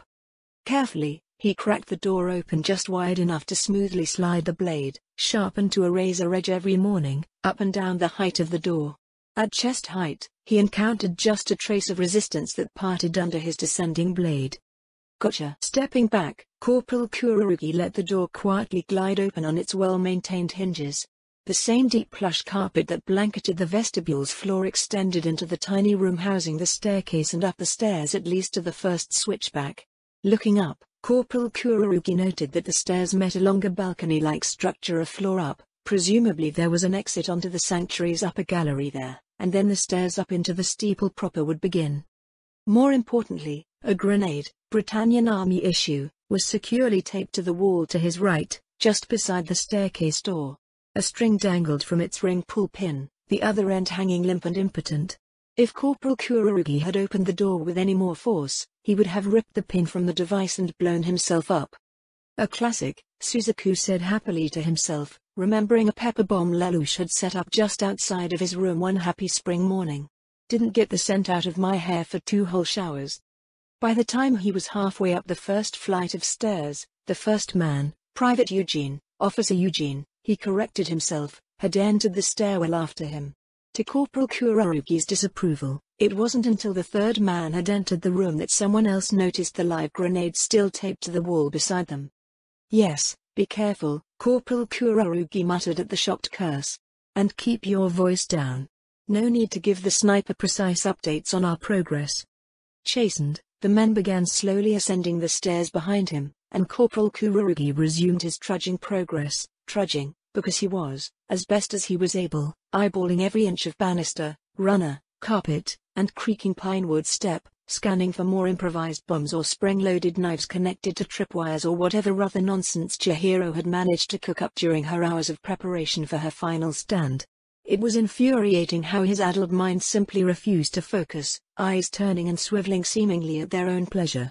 Every motion, intentional or not, gave him a fresh twinge of vertigo. The next hurdle, such as it was, came not at the balcony door, but at the base of the wrought iron staircase spiraling upwards at least 60 feet, towards a trapdoor in the floor high above. A second tripwire stretched across the skeletal base, and worryingly Corporal Kurorugi couldn't see what exactly it was supposed to activate. One end was firmly bound to the side of the stairs at mid-boot height, perfectly placed for an unwary soldier to activate, but the other wound around the other side of the stairs before simply going up, somewhere, to somehow turn in the stairs. Or up all the way up, Suzaku added.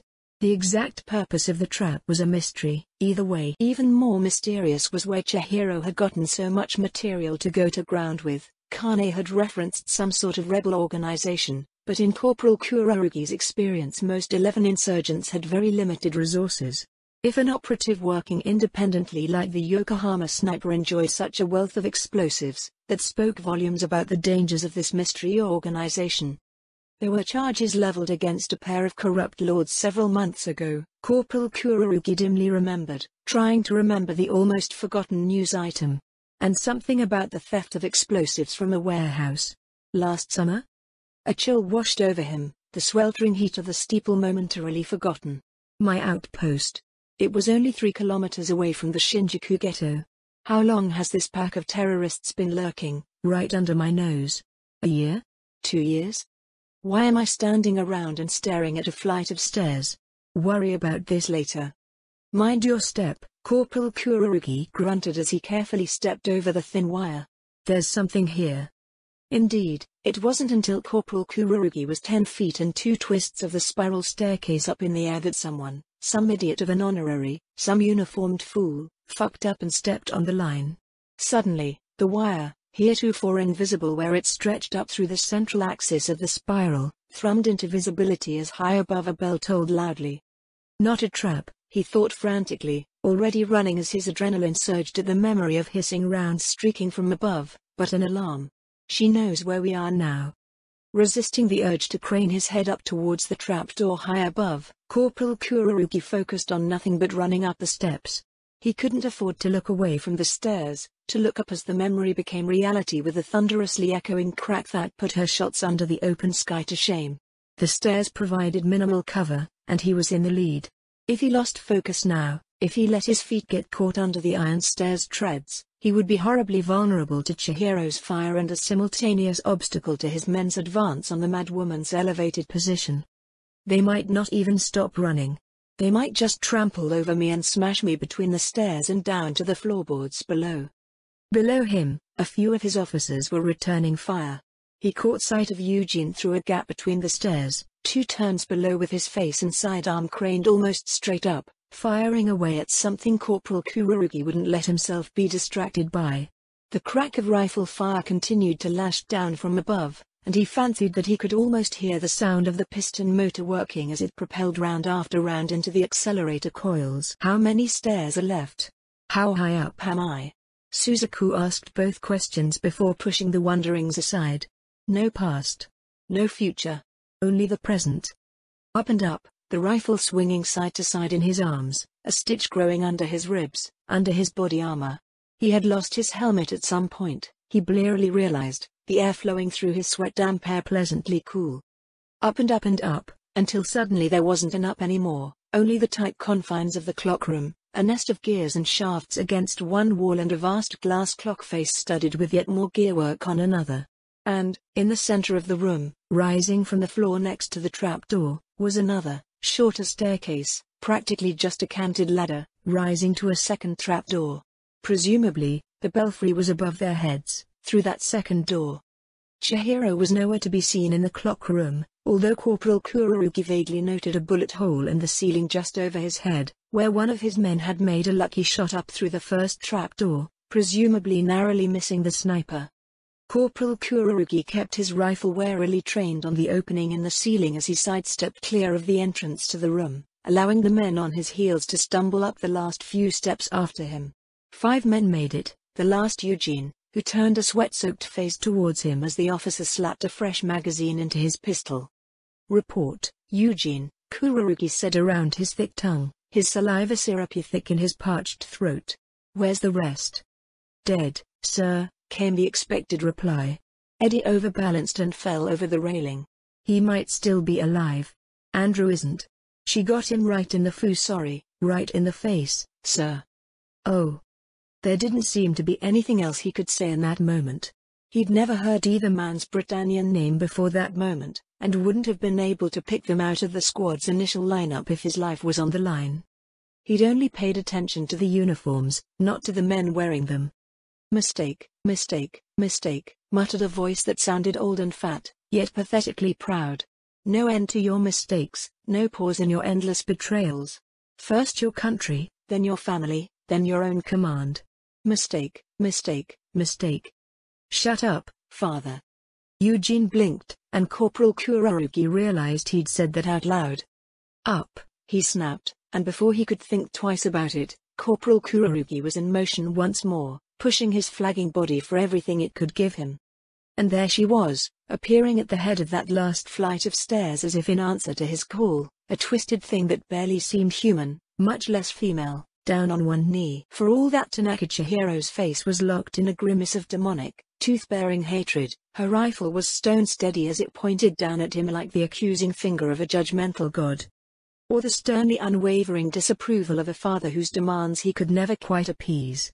His finger twitched, hours of training under first Kiyoshiro Todo and then under the merciless hand of Britannian drill sergeants taking over where his mind faltered. The butt of the rifle, pressed tightly against his shoulder, kicked back and tried to rear, but Corporal Kururugi's grip was iron-tight and unyielding. It was kill or be killed, and he would be damned if he died here, his work unfulfilled and the vast debt he had amassed unpaid. But, some seductive corner of his mind murmured, what better absolution could there be for a murderer like you than dying in the pursuit of another murderer? Dying a hero has its upsides, you know. Nelson can use your sacrifice almost as well as he could use you. Perhaps even better, after all, you wouldn't be around to fail him like you failed everyone else. Dimly, Suzaku felt something hot pass through his hair, leaving a curiously numb line tracing behind it that he knew intellectually would soon scream with burning pain, and he knew that for the third time that day, Tanaka Chihiro had failed to kill him. Damn her. He didn't fail. When it came to killing, Kururugi Suzaku had never failed. In that way, he was not his father's son. The first rosette bloomed on Chihiro's bracing arm, the limb inconsiderately placed between her breast and the bullet's trajectory. The second and third shots lanced over the sniper's stolen rifle and slashed into her chest, just under the shoulder, just under the neck. Another shot lashed past him, and Kururugi Suzaku could have wept with the misery of the moment. Killing himself for his crimes would be far too easy, his life worth far less than the debt he owed. But surely, nobody would begrudge him a death in combat at the hands of an enemy. Kill me, you murderous bitch. And yet, violence had always come so easily to the only son of Kururugi Jinbu. Even as a boy, he had sparred with a proficiency that old Todo had praised, naming him the most promising student he had ever taught. That training ground violence, so intense and exhausting and artificially constrained, had been a pale shadow of this moment.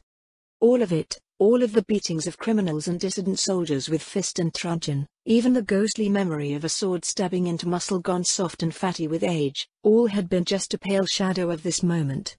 For the first time, Kururugi Suzaku found himself in a fight to the death with another killer, and found himself utterly at home in the confrontation.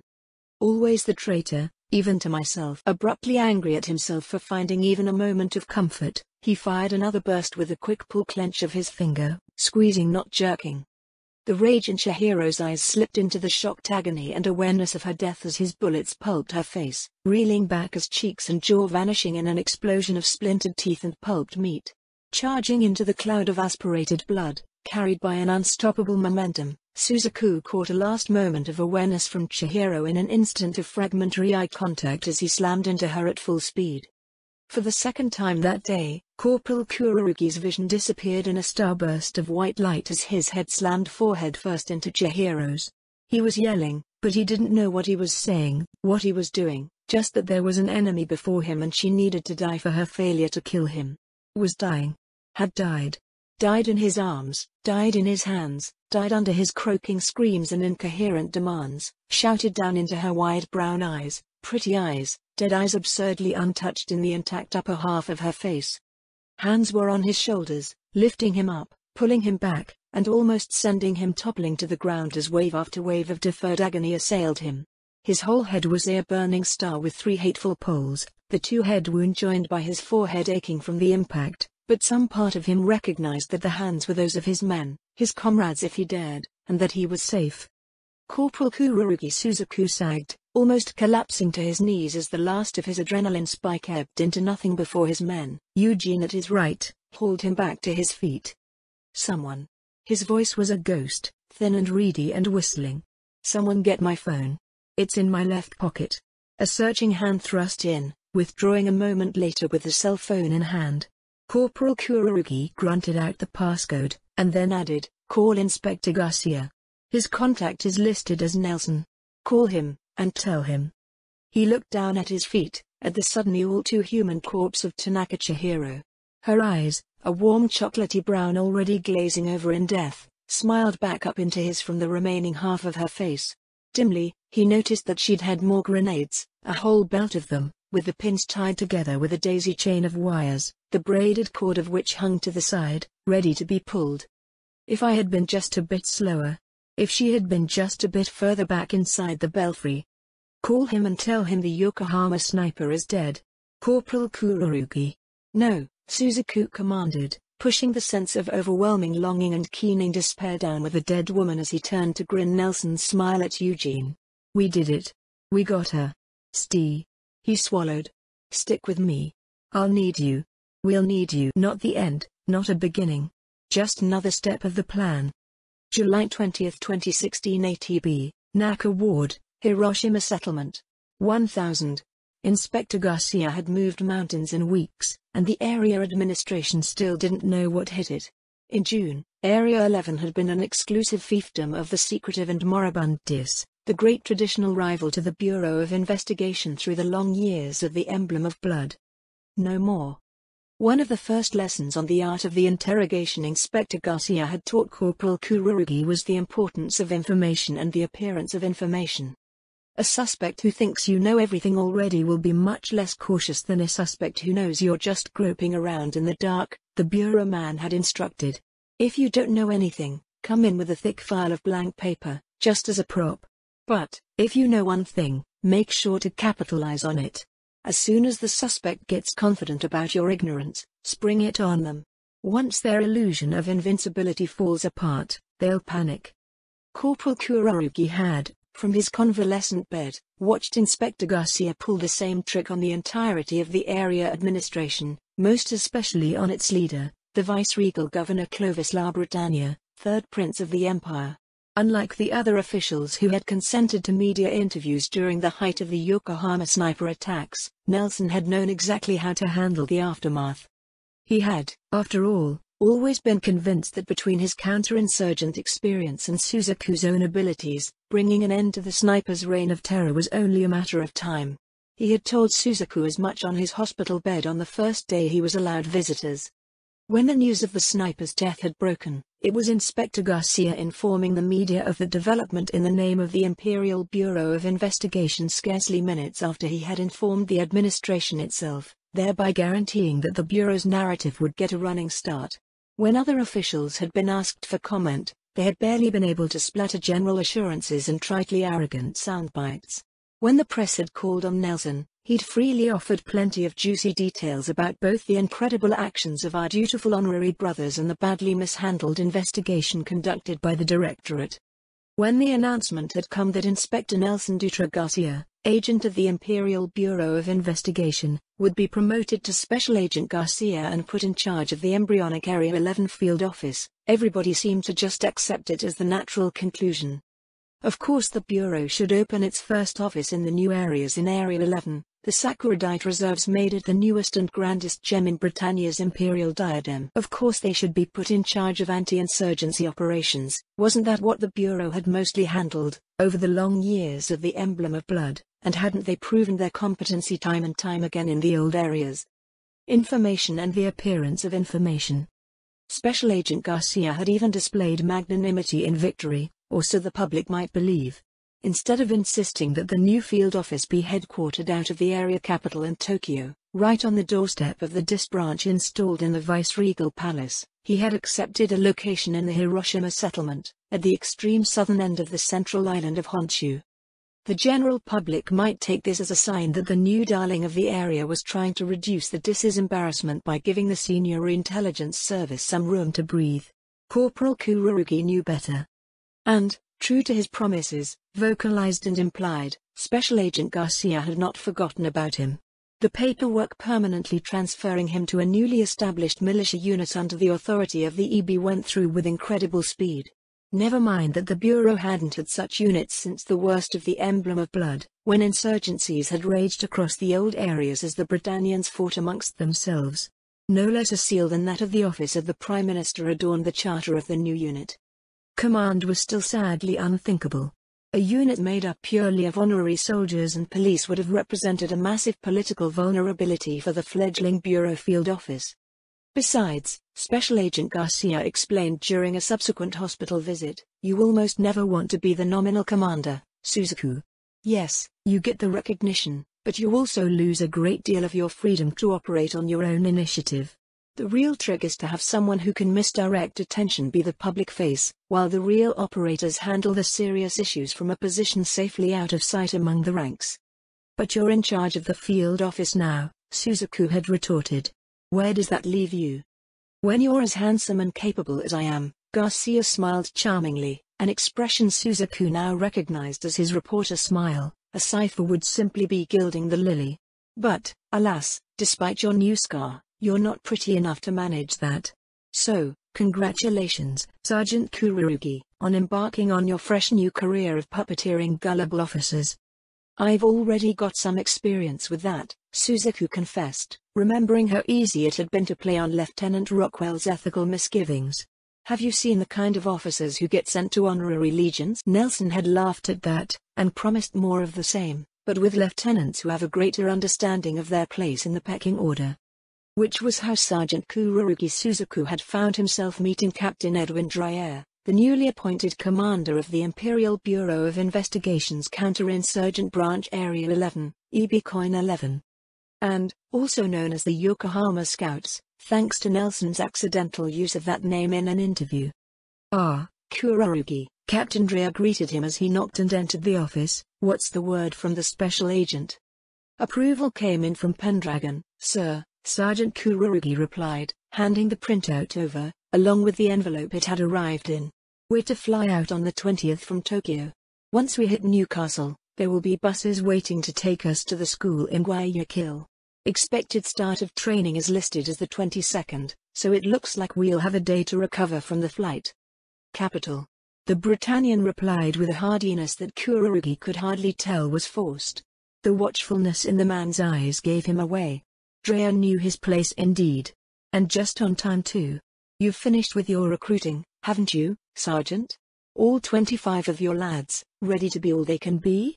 As you say, sir, Kururugi replied, following his steps in the charade. We're all very eager to learn as much as we can, and to demonstrate our proficiency here in Area 11, sir. After all, Suzaku thought, Nelson is an alumnus of the Guayaquil Counterinsurgent School. He's setting me to walk in his shoes and to give me the tools I'll need to walk where only a Japanese man can go. Well. Good. Captain Dryer's waxed mustache, 20 years out of style despite his middling age, twitched uncertainly. Pass the word on to the men, would you, Sergeant? Yes, sir. Kururugi nodded dutifully, as if he hadn't already told Corporal Agari, Eugene, the news an hour earlier when he'd first gone through the captain's mail. I'll do that. Good. Dismissed. With a parting salute, Suzaku left the rubber stamp behind and descended down through the Bureau's new field office, a typically overblown example of Britannian architectural sensibilities. There was so much to do, to prepare, to account for, to learn.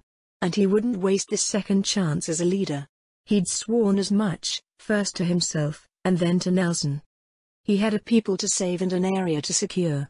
If the rebels in Shinjuku that Kane had told Special Agent Garcia about were all like Chihiro, as murderous and dead-set on a war to the knife as the Yokohama sniper had been, then by the time the Britannians are finished exacting their retaliation, all of Area 11 will be just as desolate as the Yokohama ghetto is now.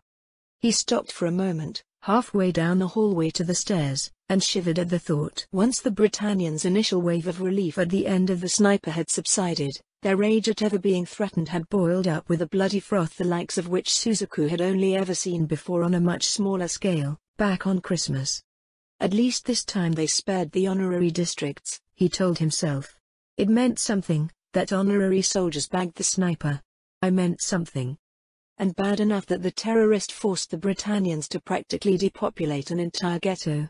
If there's a whole nest of them sitting on the very steps of the Viceroy's palace, on the steps of a prince's palace, this needs to be handled very carefully indeed.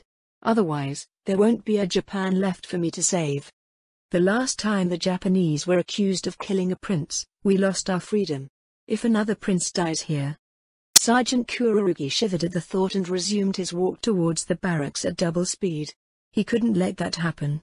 He'd come too far to let it all fall apart now. July 11, 2016 ATB, Shinjuku Ghetto, Tokyo Settlement. 0540. Outside of the old apartment building Ogi had led me to so long ago, Shinjuku waited. The lobby was empty save for the two Sun Guard militiamen standing guard by the entrance.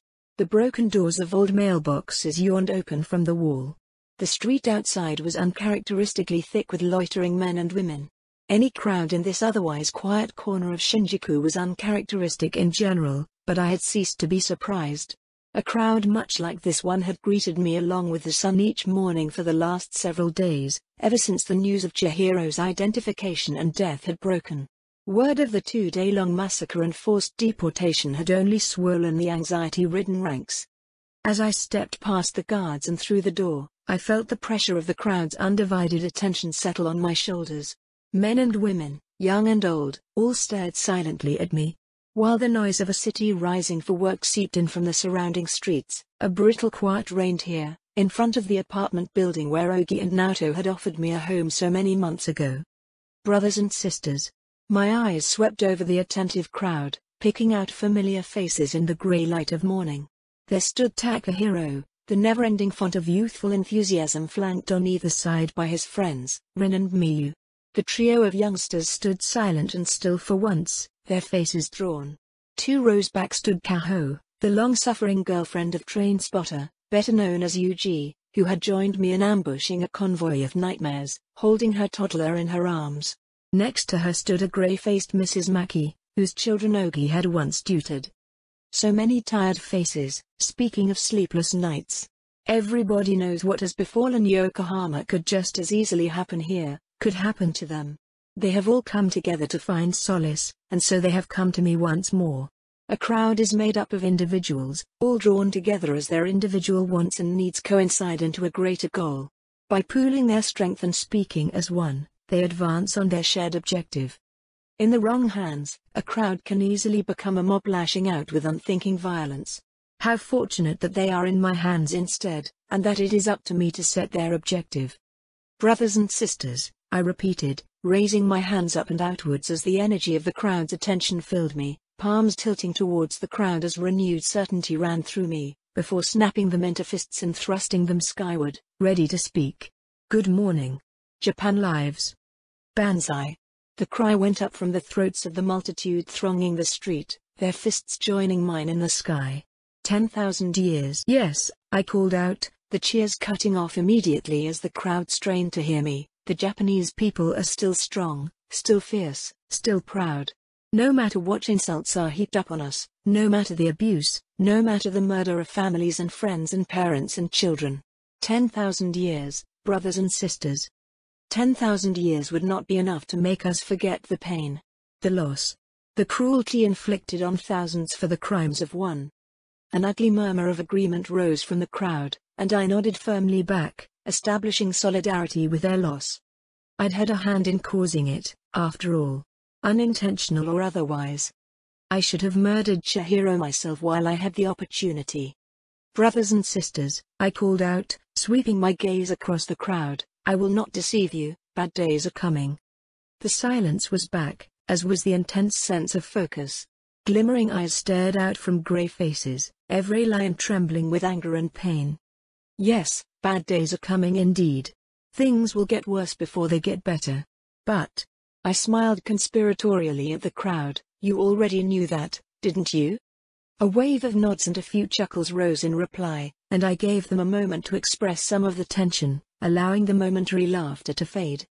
Yes, I agreed with myself once the rapt silence returned, pitching my voice low, you don't need me to tell you that hard times are coming.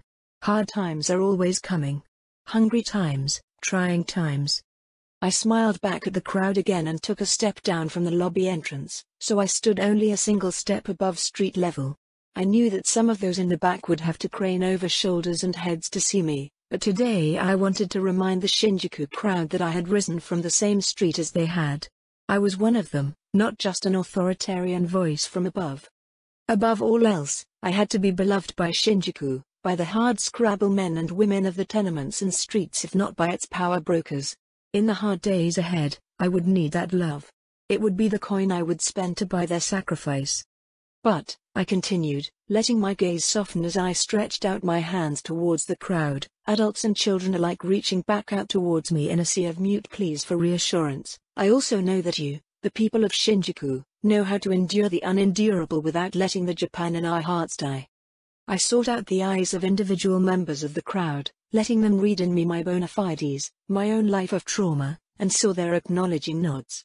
I also know that you are busy people, practical people, who don't have time to stand and be lectured about what you already know, so I'll cut this short so we can all get to the meeting hall for breakfast.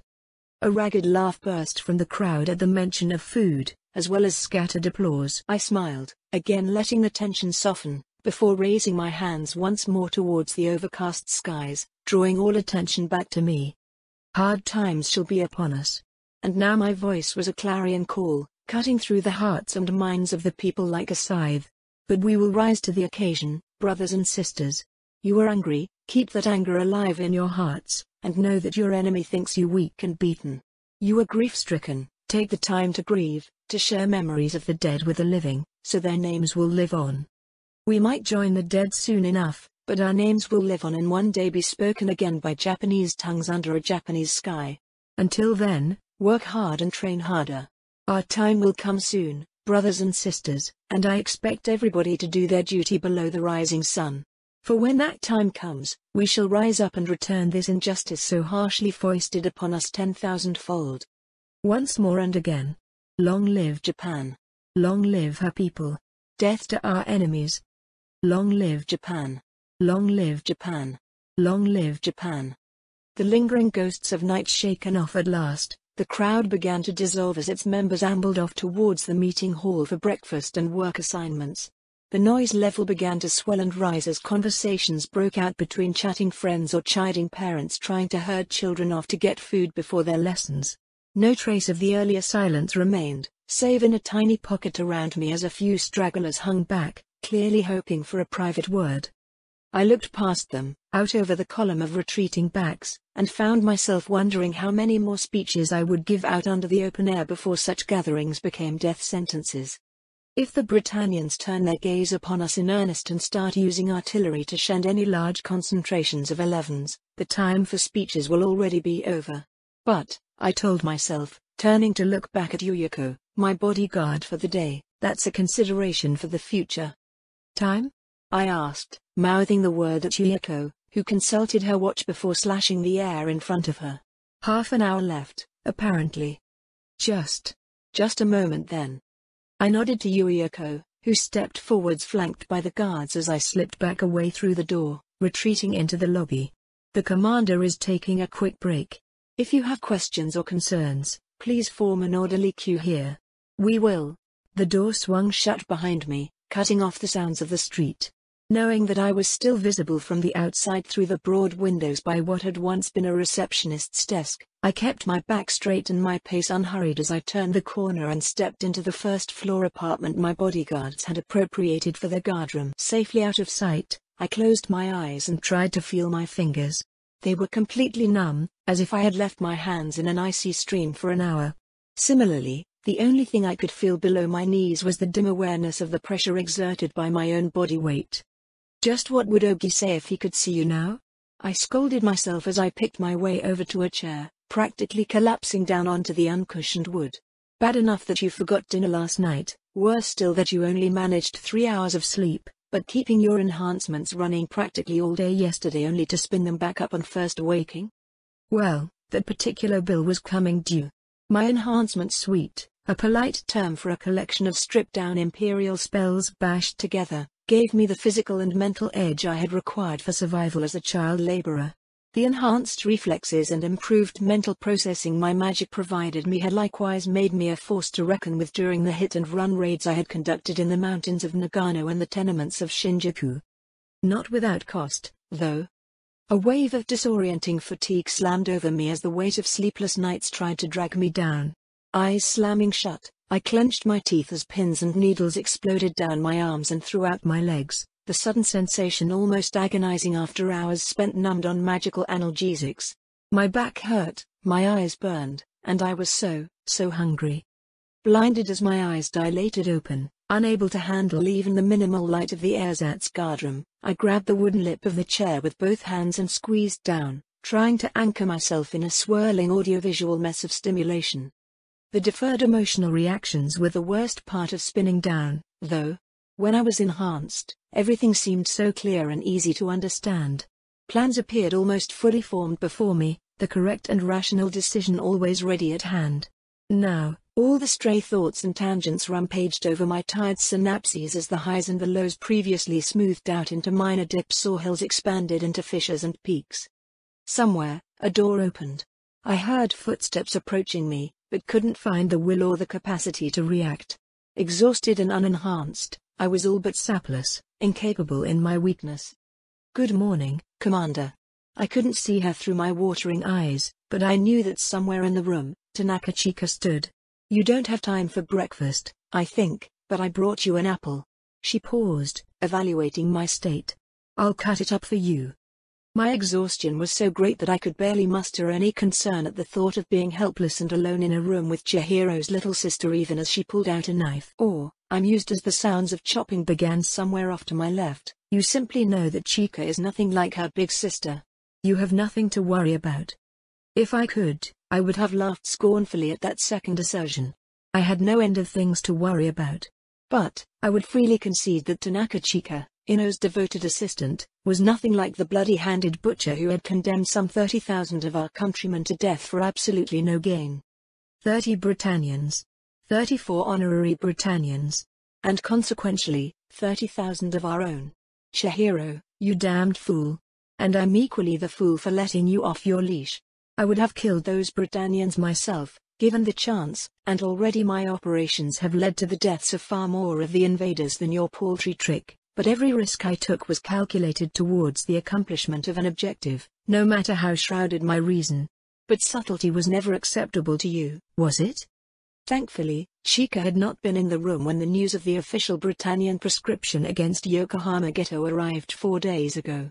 She had been off running some errand for Ino, a coincidence I had regarded as a great mercy as Junji read the latest dispatch from Yokohama aloud to Ino and I.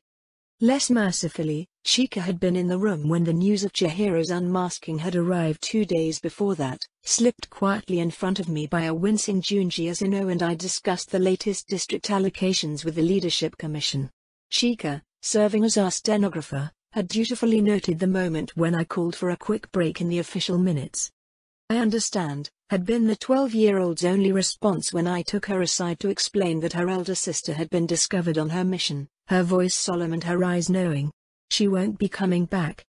It hadn't been phrased as a question, and the girl, although she was my age, almost to the month, had only nodded politely as I explained that Chihiro might escape and survive to return home yet.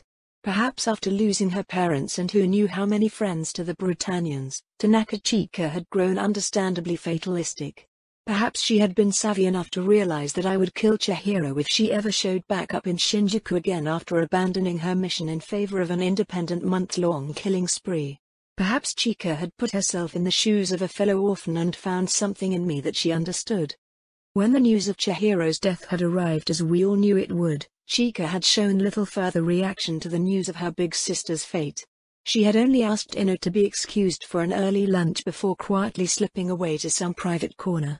Crowded as Shinjuku was, the skyscraper's weeping shells afforded plenty of hiding places for a skinny child. 30 minutes later, Chika had returned red-eyed but ready to take notes for Ino's afternoon meeting with Miss Tsuchiya. "And now she haunts my steps like a little ghost," I thought, blinking as she appeared with her typical unobtrusive sidle, the opposite of her sister's furious stride, in my slowly recovering peripheral vision, a dish of apple slices at the ready. Always there to feed me at the appointed times, or to pass messages on from Ino. It's just a bit unnerving. It was strange to admit that the last Tanaka made me feel that way. I had never felt so much as a hint of disquiet around the survivors of the others I had lost under my command. Some had raged, some had wept, and some had shown an understandable if undignified interest in what benefits they could still expect in the wake of their loved one's sacrifice. Mr. Tokahaku, Sumire's widower, stood out in my mind as an example of dignified grief. But in the cases of all the others who have died executing my orders, the personal dimension was not the same as it is for Chihiro. I trained with Sumire and Monabu and knew their stories, but when they died, they did so as soldiers under orders. For Chihiro, she was a personal enemy of mine and I sent her away to further my own agenda. But Chika had proven herself reliable. More than that, she had proven herself trustworthy, enough that Ino had put her in charge of making sure I ate. In quiet moments like this, the quiet girl, eyes huge and dark behind her spectacles, would appear with a small snack or a steaming glass of tea. At scheduled mealtimes, she would guide me with sheepdog tenacity down to the meeting house's communal kitchen, refusing to leave me be until I had taken on a bowl of porridge at the very least. A part of me noted that true betrayal could only come from trust. "Thank you, Chika," I managed, realizing as I felt the grit on my teeth that I hadn't brushed in at least 2 days. I reached for an apple slice, as much for something to mask the horrible taste of my teeth as for the energy its sugars could provide me. "Just give me a moment." "Take your time, Commander," Chika replied in her dull, passionless voice, the antithesis of Chihiro's fire and bile. "Guard Yuyiko is running interference. There is no need to rush yourself." "Time is too valuable to waste," I muttered rebelliously, but allowed myself to slump back into the chair. I ate another apple slice. Somehow the fruit only made my hunger more difficult to ignore. "Breakfast is at 7, right?" "It can be earlier, Commander," said Chika, before pointing out that, "You were the one who set your schedule. All I do is keep you to your commitments." "True," I chuckled, my voice rasping unpleasantly. "True, true. Thank you for your help, Chika." I paused, wondering what more I could say. What should you say to a child after you sent their only living family off to die? After you had fervently hoped for their sibling's death? "I will get you some water too, Commander." Thankfully, Chika filled the echoing silence for me, taking the need to find something appropriate to say out of my hands. She really is quite good at helping me with my commitments after all. The bleak humor of the thought wrung a tired laugh out of me, prompting Chika to raise a quizzical eyebrow. "It's nothing," I waved her down. "Nothing," I sighed.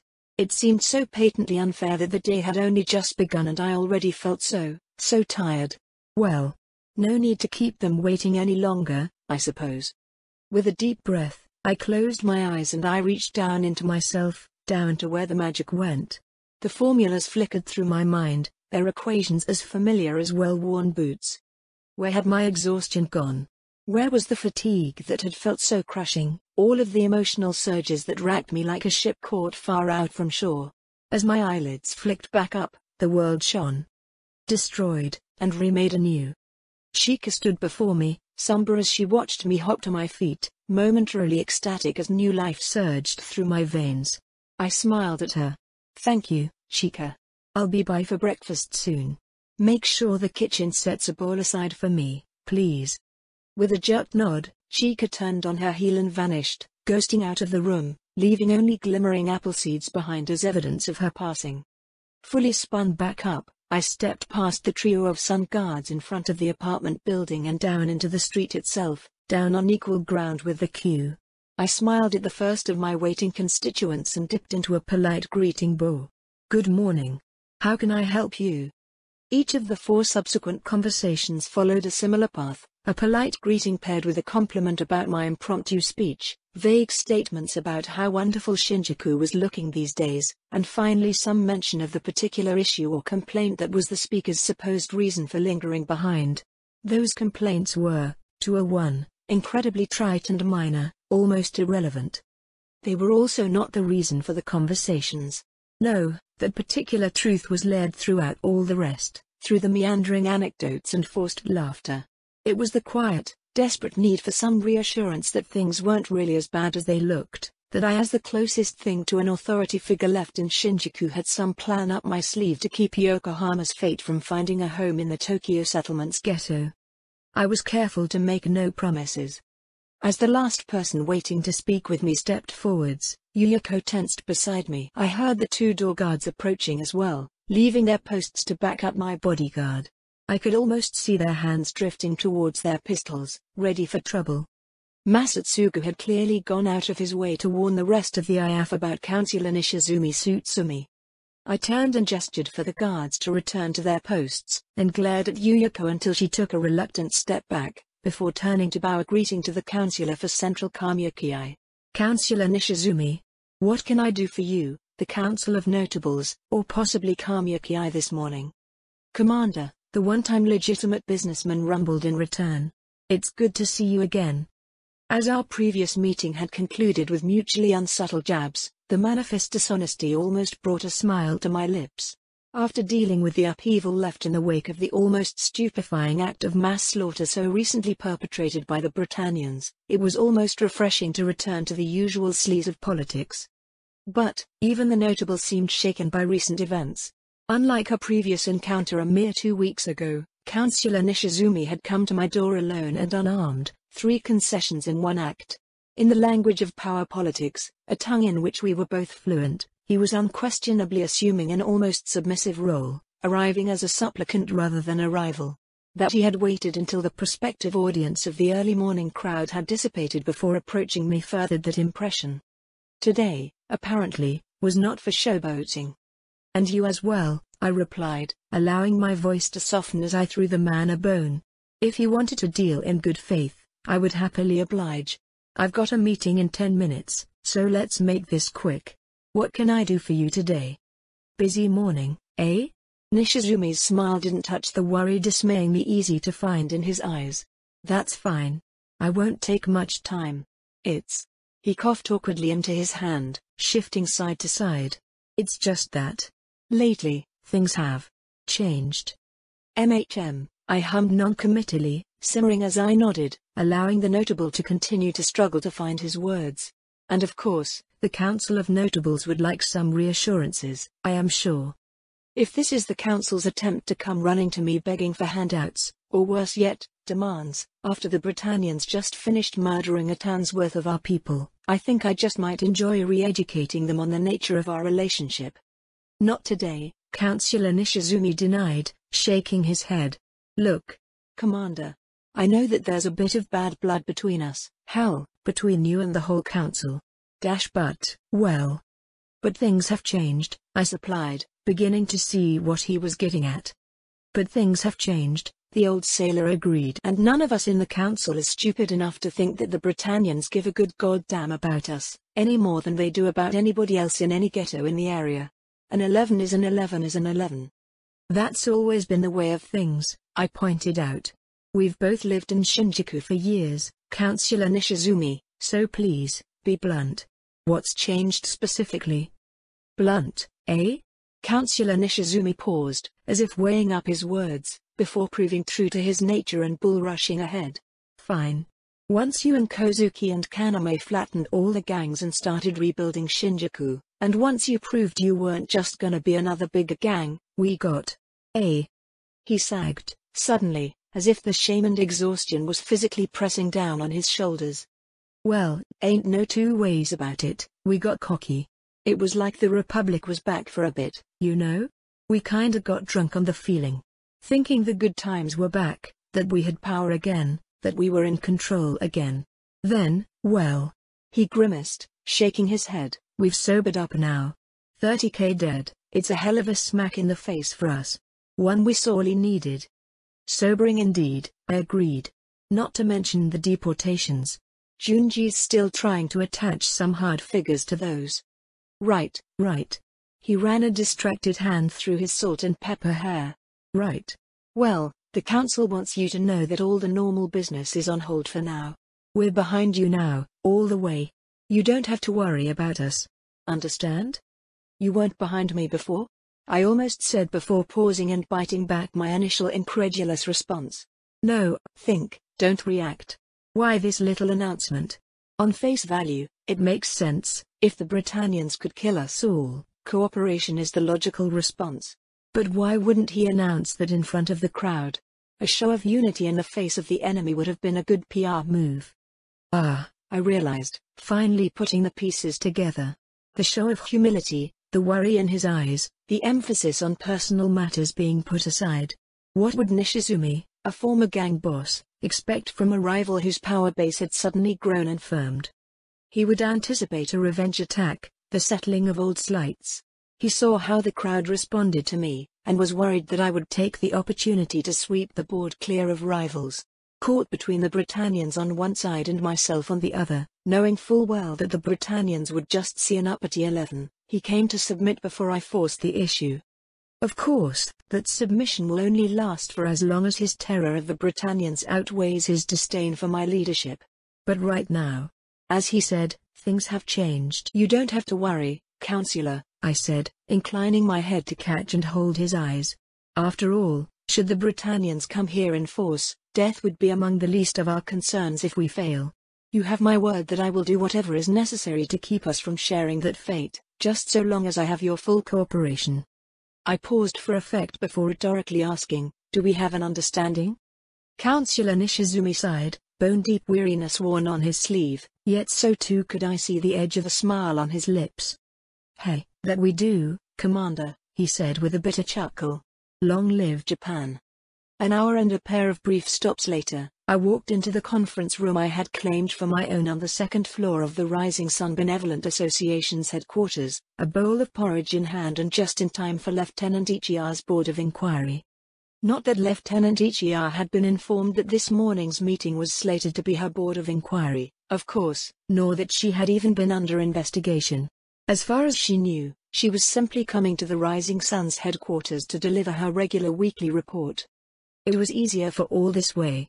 I am sure she would be surprised to learn that her successor has already received word of her sudden promotion as well. Or, perhaps not. The reward should be commensurate with the services rendered, after all. The habitually nervous lieutenant was seated on the far side of the conference room table, a sun guard with a navy blue internal affairs sash quietly lurking behind her. On my side of the table, Ino and Lieutenant Koichi waited patiently, separated by an empty chair. Ino had predictably taken the opportunity to catch up on her paperwork and only looked up from the stack of manifests at her side to nod and smile a greeting before signing off some hand receipt. Equally predictably, Koichi was engaged in some whispered side conversation with one of his men, who hastily stepped back as I approached. Ino, Lieutenant Koichi, I nodded a greeting, before turning to include Lieutenant Ichiya. Shall we just get things started? Ino muttered something approving as she pushed her wad of papers away into a satchel, clearing the space in front of her for a notepad. Koichi merely nodded. All right. I turned and looked at the sun guard sitting unobtrusively at the end of the table, a notebook of his own ready to take the official record. He nodded, ready to execute his duty. After years of fearing being the subject of a military tribunal. How ironic is it that when I finally experience one, it is from the other side of the bench. All right, I repeated, shaking the stray thought away. I, Hajime Tanya, commander of the Kozuki organization and acting board member of the Rising Sun Benevolent Association, call this board of inquiry to order. In attendance are Lieutenant Ino Naomi, board member of the Rising Sun Benevolent Association, and Lieutenant Koichi, representing the Internal Affairs Force, as well as the accused, Lieutenant Ichiya, commander of the 14th Sun Guard Company, also known as the Naka Free Rangers. The room was silent except for the scratching of the stenographer's pen as I turned to Ichiya. Lieutenant, you stand accused before this board of inquiry of willful participation in unsanctioned actions, of communicating with members on deployment in contravention of standing orders, of disobedience of the same, of conspiring against the Kozuki organization and its leadership, of concealing evidence of the same conspiracy, and of providing material support to an outlaw. Lieutenant Ichiya, do you understand the charges against you? I paused, and when no response was immediately forthcoming, repeated, do you understand the charges against you, or do you require an explanation before submitting your plea? Ichiya shook her head slowly, disbelievingly at first but with mounting concern as she looked from unsmiling face to unsmiling face. No, I don't understand. I don't understand any of them.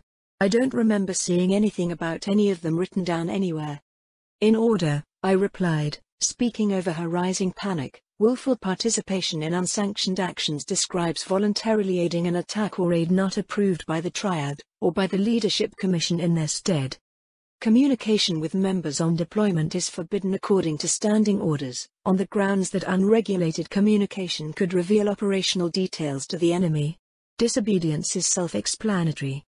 Conspiracy against the Kozuki organization indicates voluntary participation in the planning of acts contrary to the interest of the organization, while conspiracy against the leadership is the same only against the well-being of the leadership. Concealing evidence is again self-explanatory, while providing material support means that you assisted a noted enemy of the people of Shinjuku. The stenographer bent over his pad, pen scribbling industriously. Next to me, Ino was doodling in the margin of her otherwise empty page. Koichi looked just as cadaverous as always, except for the small motions of his head as he looked from me to Ichiya and back, faint interest gleaming in his eyes. Now that the charges have been explained to you, I continued, how do you plead? Not. Ichiya swallowed, fighting for some shred of professionalism, her eyes darting and nervous. Not guilty? Yes, not guilty. Very well. I turned to the stenographer, who looked up briefly from his page. Let it be known that the defendant has pled not guilty to all charges. Noted, the man nodded, his hand twitching back into motion. Examination will now begin. I turned to Koichi, split-faced and expressionless but for an unsavory sparkle in his eyes. Lieutenant Koichi, would you do the honors? Certainly, Commander Hajime, the scarred man replied, unfolding himself from his chair to stand as I regained my seat and took the opportunity to shovel rapidly cooling porridge into my mouth. Lieutenant Ichiya, you remained in contact with the former Lieutenant Tanaka Chihiro after her departure from Shinjuku Ghetto, did you not? Well, yeah? Ichiya's reply quirked up into a question, with just the slightest patina of fear coloring the inquiry. Why wouldn't I? She was my friend as well as the one who'd been in charge before I took over after she got sent out. Why wouldn't I have stayed in contact? Strike her question from the record, I told the stenographer, looking up from my breakfast. The defendant does not have the right to ask questions, save when the Board of Inquiry specifically grants her said permission. Noted. So, Koichi pressed on, one corner of my most enthusiastic lieutenant's mutilated mouth flicking up into a joyless smile. You admit to both unapproved communication and disobedience at the same time, as you fully admit to knowing that Tanaka was sent away on the Triad's authority. Very convenient, thank you for keeping this short. Now, let's discuss the content of your communications with Chihiro, shall we? They were carried out via your cell phone, correct? Why yes. Ichiya looked increasingly pale, the last remnants of her confusion deepening into fear. While the specific point of this exercise might still be lost on her, she had clearly grasped the gravity of her situation. Ino looked up from the pad, met her eyes, and dispassionately returned to her doodling. We are told, Koichi revealed with just a touch of the theatrical, that on the night of her departure, Chihiro publicly cursed Commander Hajime in particular and the Rising Sun Benevolent Association in general. We are told that she made several threats, both general and specific, against both. Despite this, and despite repeating those curses and threats as well as expanding to a few new ones, you continued to communicate with Chihiro and kept her up to date on affairs in Shinjuku independent of the designated official radio channel. Is this correct? Look, Ichiya began, licking dry lips. I don't know who told you all of this, but... yeah, Chihiro talked a lot of shit. We all know that, right? The room remained silent as Ichiya scanned desperately for support. Well, she did. But... she drank a lot, right? And she was my boss. Besides, it's not like she was going to do anything against us. Why would I betray her confidence by passing on random shit talk like that? Ichiya once again got no response. Look, can I just know who you heard all this from? They might be lying. No, Koichi replied, utterly unperturbed. You may not. Note, he turned to the stenographer, who looked up again, that Lieutenant Ichiya has admitted to conspiracy against the leadership and concealing evidence of that conspiracy on behalf of Tanaka Chihiro. Noted. Now, Koichi said, his tone never rising from its quiet interest, we have established that you understood that Tanaka Chihiro had been sent to Yokohama, where she made pointed threats against the leadership in general, particularly Commander Hajime on the basis of her heritage, and on the basis of her involvement in humanitarian relief efforts for honorary Britannians in the Tokyo settlement. You remained in communication with her after the killings of honorary Britannians in the Yokohama region had begun, did you not, and continued to pass along intelligence about the mood in Shinjuku? Yes, but... and when your messenger, a certain Owamoto Miyako, returned from Yokohama in the company of Ogasawara Sui on July the 8th, Koichi purred, now clearly fully engaged with his role. What did you do? Why did you refrain from informing the Leadership Commission of this development? Well, Ichiya trailed off for a moment, before rallying. Look, I had a duty to my command, to the Rangers. We look out for ourselves because we can't trust anybody else to have our backs. I had a duty to discharge, and so I did. Once everything was safely handled, I noted their presence in my daily report on the 9th. I did bring it to the Commission's attention.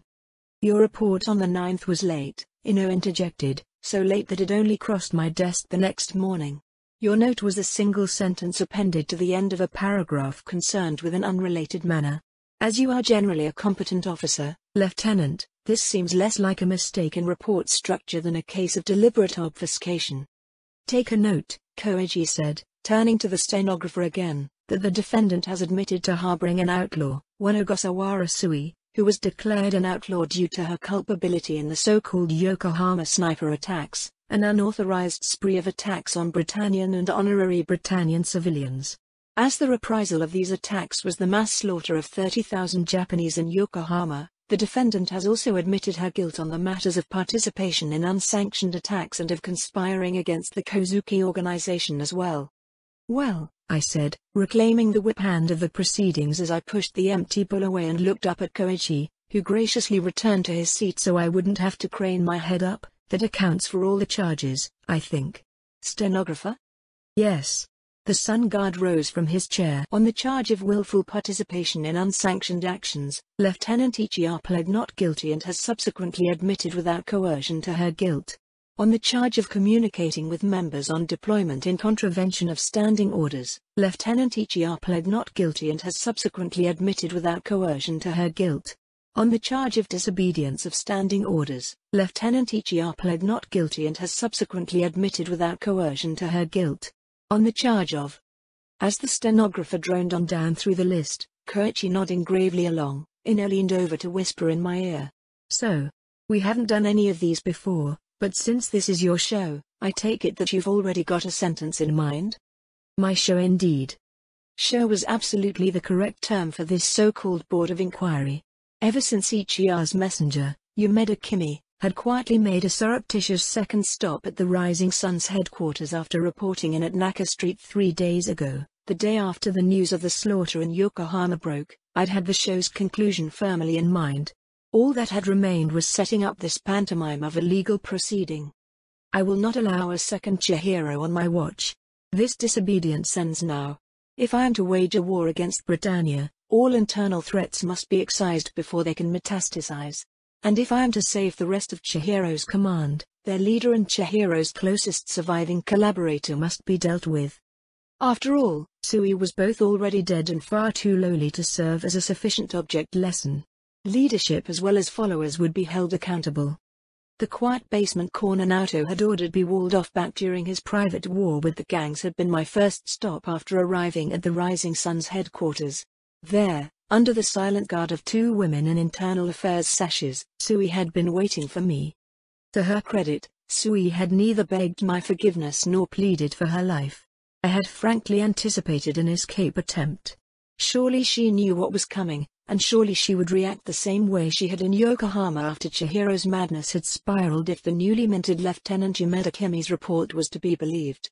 Instead, the cornered rat had finally discovered her teeth, and all I had found in that tiny room was a second Chihiro.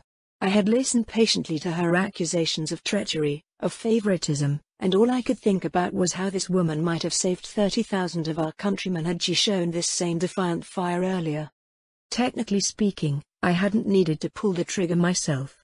I had no shortage of willing hands these days, not to mention how many angry, grieving people would jump at the opportunity for some personal vengeance for Yokohama. I had pulled it anyway, the snap crack of the accelerated beat echoing in that tiny concrete box as Sui's last futile struggles faded away. It had been painless and quick, though that had more to do with my desire to be done with her than any altruism. When I executed Sui, I had felt no anger, nor any satisfaction, and certainly no guilt. I had only felt the vague pressure I recognized as magically muffled exhaustion as I holstered my pistol, another item on my daily list checked off as the 2 IAF soldiers began handling the corpse. Taking Sui's life was simply another duty, and one that I had found far easier to shoulder than offering condolences to grieving survivors or offering hope to a desperate crowd. A burden all the same, but one slightly less emotionally exhausting than the others. I wondered if Naoto had felt that same weary detachment. Remembering his waxen skin and hollow eyes, that he'd felt the same exhaustion was unquestionable. That he had carried on regardless without any obvious crutch was nothing short of remarkable. He had no magic, perhaps he didn't need any. But, I thought, looking across the table at Ichiya's drawn face, perhaps I can grant the lieutenant a greater degree of grace than I afforded to Sui. Unlike Sui, she didn't egg Chihiro's foolishness on, as best as I can tell. Nor did she encourage the women under her command to follow in their leader's example. If she had, if the entirety of her command had gone rogue, who knows what damage might have resulted. And despite her poor choice in friends, Isia has done good work on the evacuations. She was a comrade once.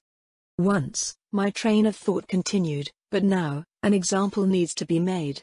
We are not terrorists, striking out at random targets in the hopes of changing something. We are an army fighting for the liberation of Japan. Breakdowns in discipline will not be tolerated, and misplaced sentimentality will merely damn the cause to a shallow grave beneath the boot of our heartless oppressors.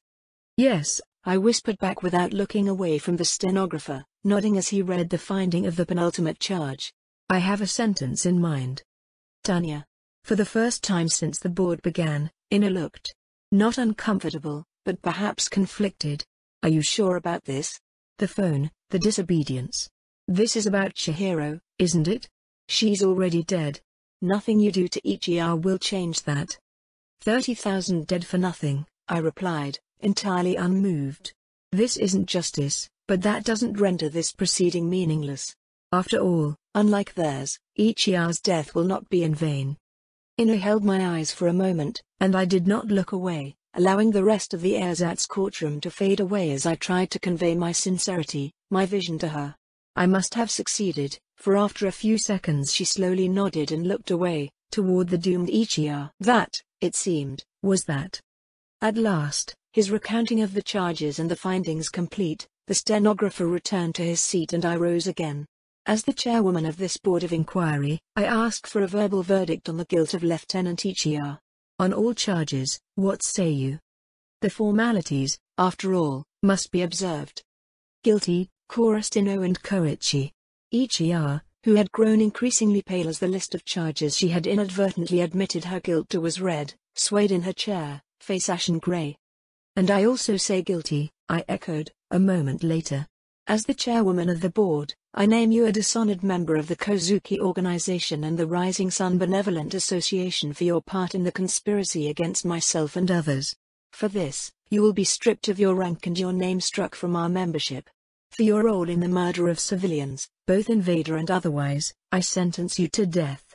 However, I raised a quelling hand, even though the condemned had shown no sign of interrupting. I am not unmerciful. In recognition of your otherwise unblemished service record, you will be given an hour to write your goodbyes and last statement, and to enjoy a last drink if you so choose. You will then be provided with the final means to reclaim your honor. Ichiya, lieutenant of the Kozuki Organization no more, looked up from her private hell to meet my eyes. Then, in a shuddering nod, her head jerked up and down as if puppeted by unseen hands, her eyes wet holes in a sallow face. She understood exactly what I was saying, what I had offered her. Redemption and a place of honor, should she make the only apology the ancient ways had deemed acceptable and appropriate for failure in battle. Coincidentally, such an expression would all but guarantee that any blame for the whole Chihiro saga would land on her shoulders even after her death. The choices of the leadership commission, the triad that had set Chihiro loose, would be washed away along with Ichiya's own dishonor. Lieutenant Koichi. I stood and wavered slightly as exhaustion washed over me, now that the deed was done. Even my still spinning enhancement suite could only blunt the edge.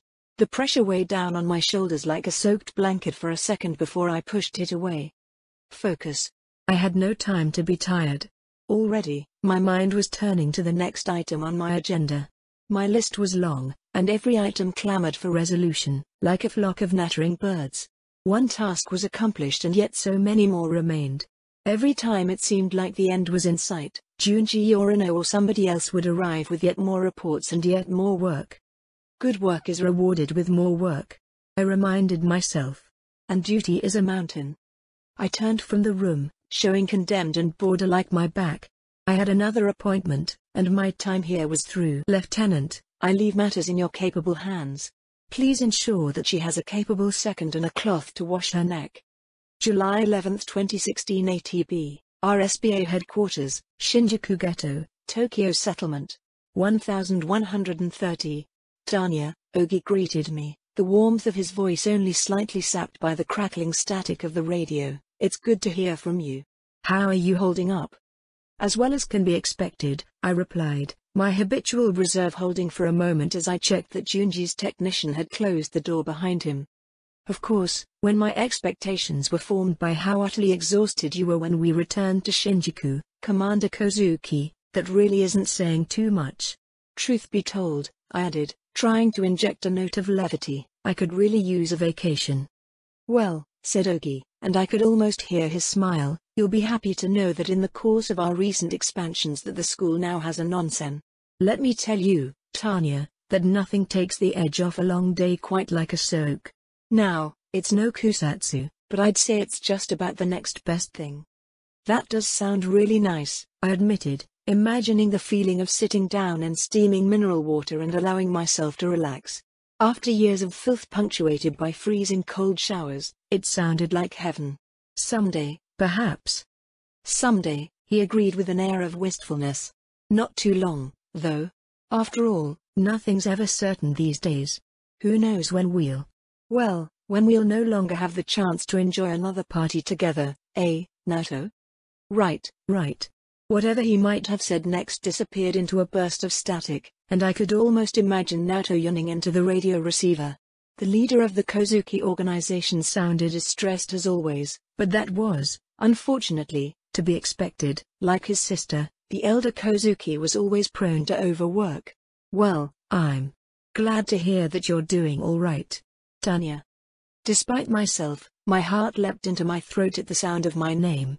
For months now, ever since Naoto had vanished into the hills of Gunma and Kallen into the Ashford ROTC, my fellow half-Britannian had only referred to me as Commander Hajime, a title that sounded profoundly wrong coming from him.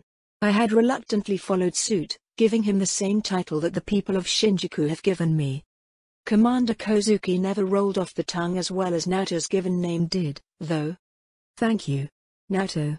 It was absurd that the simple use of my name should make me so emotional, but for Naoto and Kallen, both of whom walked half in our world and half in the world of their father, names were very important. I will admit that my load has, in some ways, lightened recently. I haven't heard any pointed comments from the notables on your leadership skills since the news from Yokohama arrived. Right. The momentary levity dispelled immediately. Yokohama. We need to talk about that. Lots to get done. Before. But first, Ogi cut in, his smile still audible but with an unmistakable firmness not previously in evidence. Naoto has something important to say. Don't you, Naoto? Yes. The solitary word hung in the air for a moment, and I could almost see Ogi shooting a prodding look at his friend, our leader. I've sulked for long enough. That's over. There's no room for that garbage. There wasn't before, but now. I understand. And I did.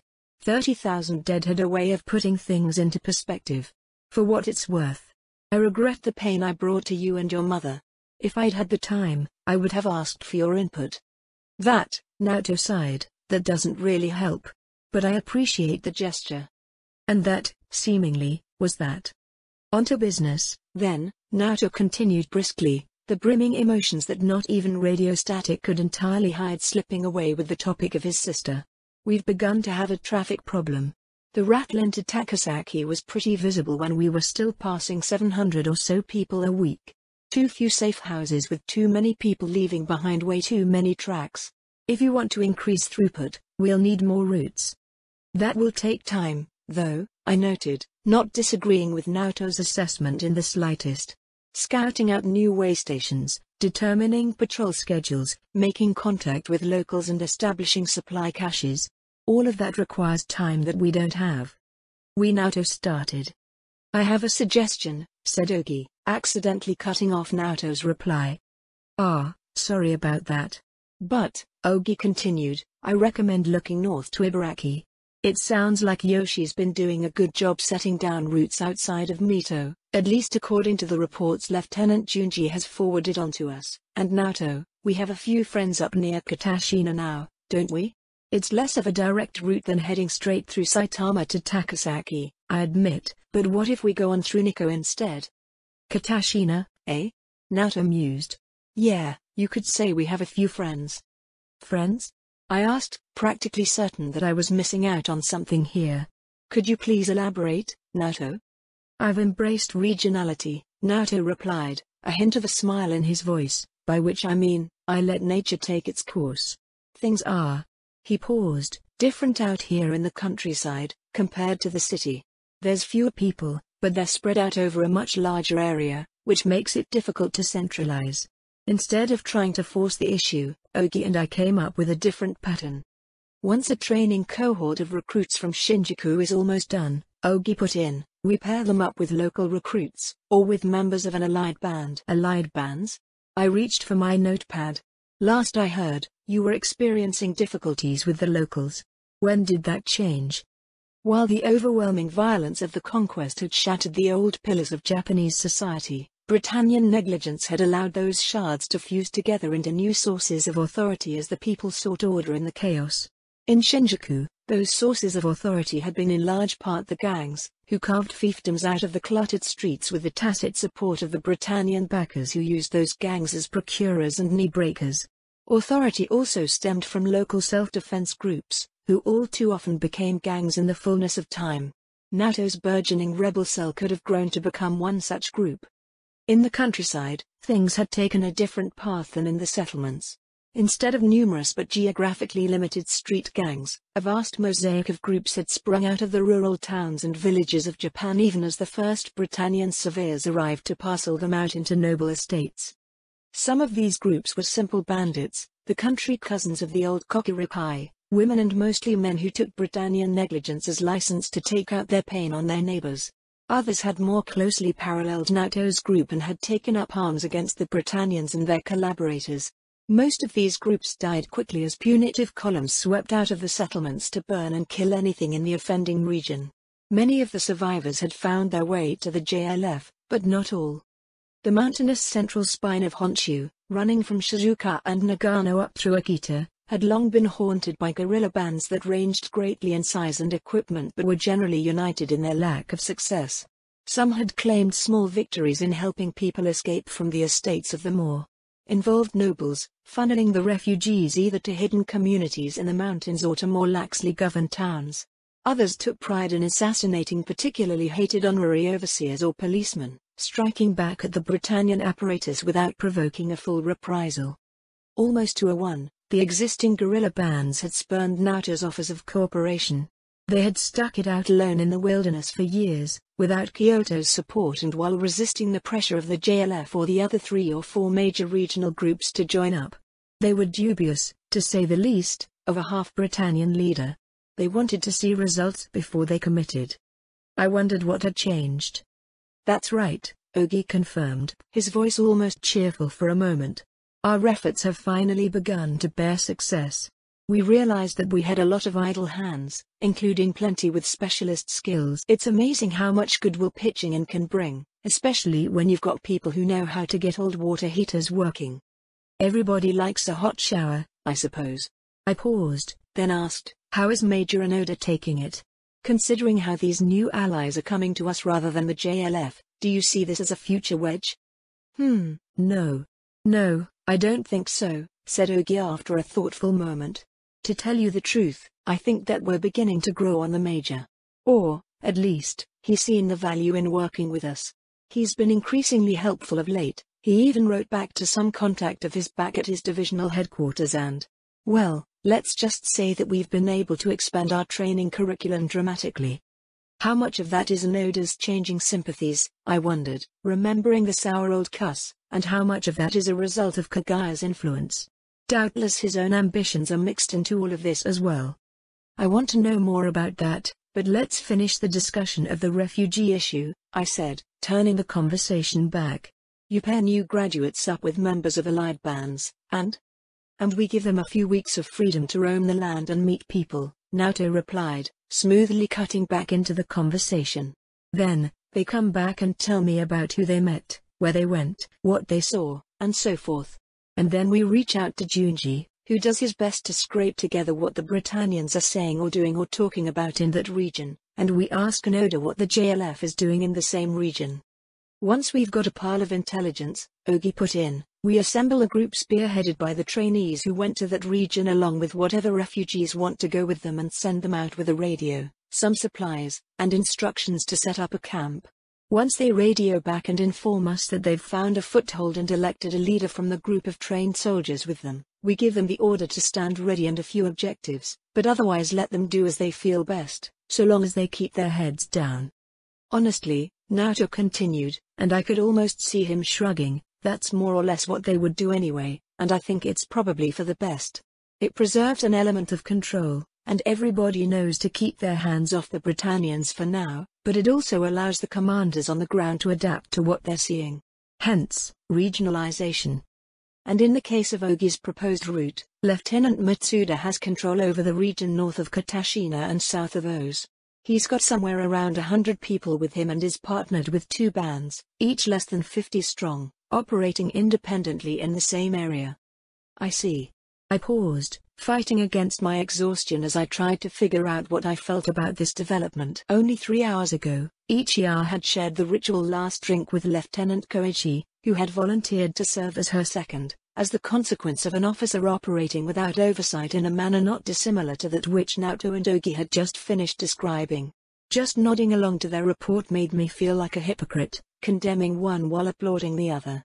On the other hand, the flexible structure my fellow triumvirs were describing sounded appropriate for a geographically dispersed operation, as they were running. Besides, they enjoyed equal standing to me, and surely they best understood the organs they had established. And, I couldn't help but admit to myself, I just made peace with Naoto after months of icy politeness. Do I really want to inflame relations again now, not even an hour after we let our last disagreement rest? So, I continued, moving past the uncomfortable concern and into the safer waters of practicality, do you think that's enough of a base to provide concealment and lodging for over 1,000 people a week? Assuming we split the traffic currently routed through Takasaki evenly, that's the probable low end of what they can expect.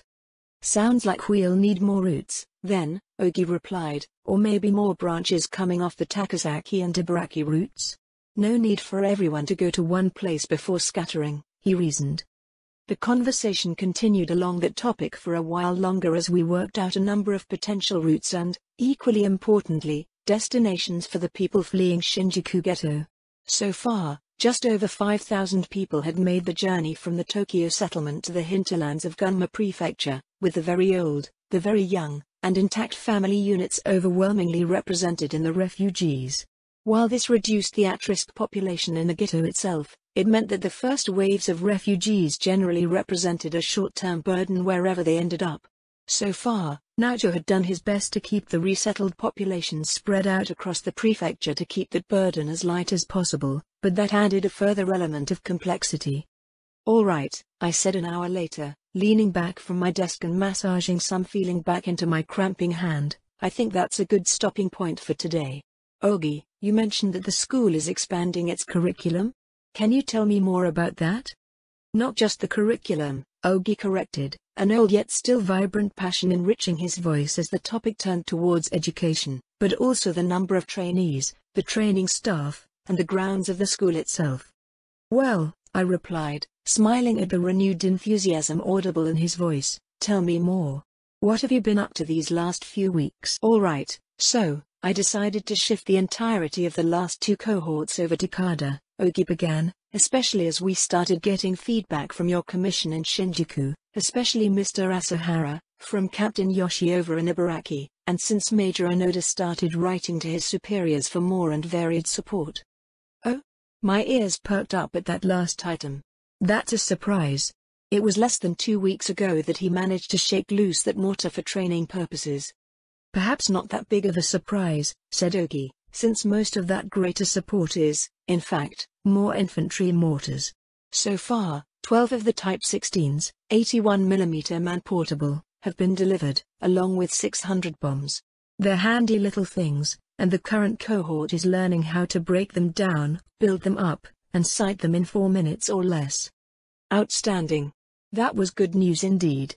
Paired with the heavy machine guns that Kaguya had begun shipping to us for emplacement in the hardened aerial and street-side nests throughout Shinjuku, we were starting to develop quite the heavy weapons load for an army lacking any industrial base. What else?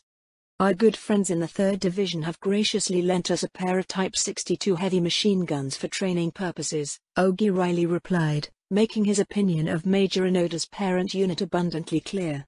Quite generous indeed, since as far as I know nobody asked for such a loan, but, well, they and their ammunition will be handy. From the same source, we have also received. Wait, hang on. There was a sound of rustling papers, and then Ogi triumphantly returned with a cry of 6 deliveries of demolition supplies, including blasting caps, remote detonators, detonation cord, 8 crates of anti-personnel mines, and supplies of plastic explosives adding up to a total of 250 kilograms. He paused and cleared his throat. Frankly, the sudden burst of generosity from the JLF, while welcome, has begun to worry me. It wasn't so long ago that they refused to hand over more than a handful of shoulder-fired rockets and rifles. We did provide them with enough spare parts to outfit a platoon of nightmares, I pointed out, to say nothing of how many recruits the 3rd Division specifically gained from Niigata, in no small part thanks to our operation there. Besides that, I suspect that our new friend has begun to exert pressure. Ah, yes, Ogi agreed, chuckling slightly. I can see why that might be the case. I'm glad the negotiations are finally paying off. Naoto and Ogi knew that I had made an arrangement with a highly placed member of Kyoto House in exchange for food support and munitions, but that was about the extent of their knowledge of Kaguya. I hadn't wanted any rumor of the... What was she? The arch-traitoress? I considered, remembering the names I'd heard bandied about Shinjuku for the numbers advisory committee that served as the public face for the 6 houses. No, that doesn't fit. Even if she was a Britannian collaborator, in truth, she's barely older than me. She would have been just 7 or 8 when Japan fell. A 7-year-old cannot commit treason. Especially not a girl growing up with the benefits and blind spots of a noble education. The fact that she's found the willingness to operate independently against her erstwhile masters, Britannia and Japanese alike, is truly amazing. So, if not an arch-traitoress, then perhaps the Empress in Waiting? I smiled at the thought. It was ludicrous, even though Kaguya had all but named herself as such at the end of our first and only meeting. As if that title doesn't come with its own litany of problems, first and foremost the knives of every Britannian assassin the homeland can offer. Not to mention that the old Republican oligarchs would probably be less than happy to see the imperial house return. Either way, I had no intention of filling them in any further until we met in person.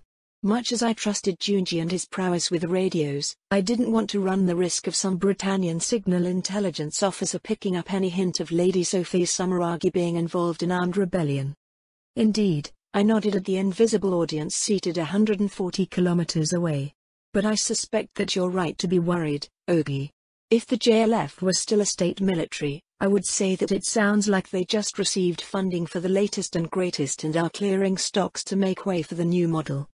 As the Republic of Japan no longer exists, it does sound as if they are building towards something and have decided to share their toys with everybody who might be inclined to join in. I can see that being the case, said Ogi, considering how they also were kind enough to ship us several crates of fragmentation grenades, a crate of incendiary grenades, 6 radio sets from the 80s, a generator. His voice tapered off for a moment, and I heard the rustling of paper once more. Well, I suppose the details aren't that important, but they also gave us several hundred carbines, submachine guns, and pistols, plus enough dextroamphetamine and codeine phosphate to keep an entire battalion zooted up for a month. Oh, and 700 kilograms of expired canned pre-conquest rations, can't forget those. So, either they're clearing all of the expired detritus out of some supply dump, or someone is expecting or hoping for something quite flashy to happen quite soon, I said, giving voice to both of our thoughts. And all of this is coming specifically from the 3rd Division? Naoto, are any of your allied bands getting handouts from the JLF as well? Not that anybody's willing to admit, Naoto answered, although we're making sure to share the wealth, now that we've got it. Smart, I said, fighting down a yawn. It had already been a long day, although it was just afternoon, and I could really use a coffee about now. All right, I'll get in touch with Yoshi and ask him about safe houses in Mito, Utsunomiya, and Nikko. I'll also send a scout unit out west to Yamanashi with an eye towards finding a route north through Matsumoto, although I am still reserving judgment on that one.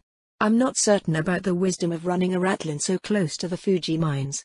Well, Naoto reasoned, even if we don't route through Yamanashi, more intelligence on the Fuji Special District can hardly hurt. Anyway, I'll send out word to Lieutenant Matsuda instructing him to start finding places to stash incoming refugees, and the same to Lieutenants Hiroyuki and Shigeo, who are both operating north of Ueda. If we end up routing people through Nagano, they'll be best placed to receive. Sounds like a plan, I agreed. Other than that, I swatted down the urge to wring my hands like some guilty messenger bearing ill tidings.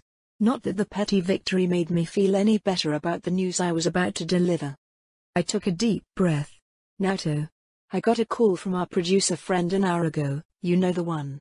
He's apparently got a source somewhere in the staff of Thornton International, one with access to the week's scheduled flights.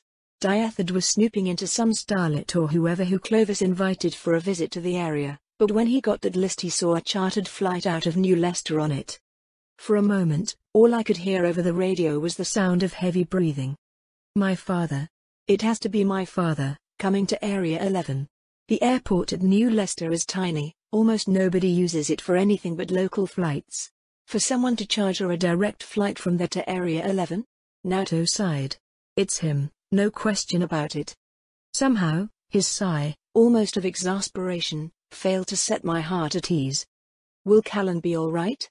I wanted to ask, the question leaping to my lips with alarming speed, seemingly bypassing my brain in the process. It was all I could do to close my mouth before it could escape the tip of my tongue. According to Ino's status reports, her cadet training was proceeding swimmingly, but the arrival of her father could throw everything into the garbage.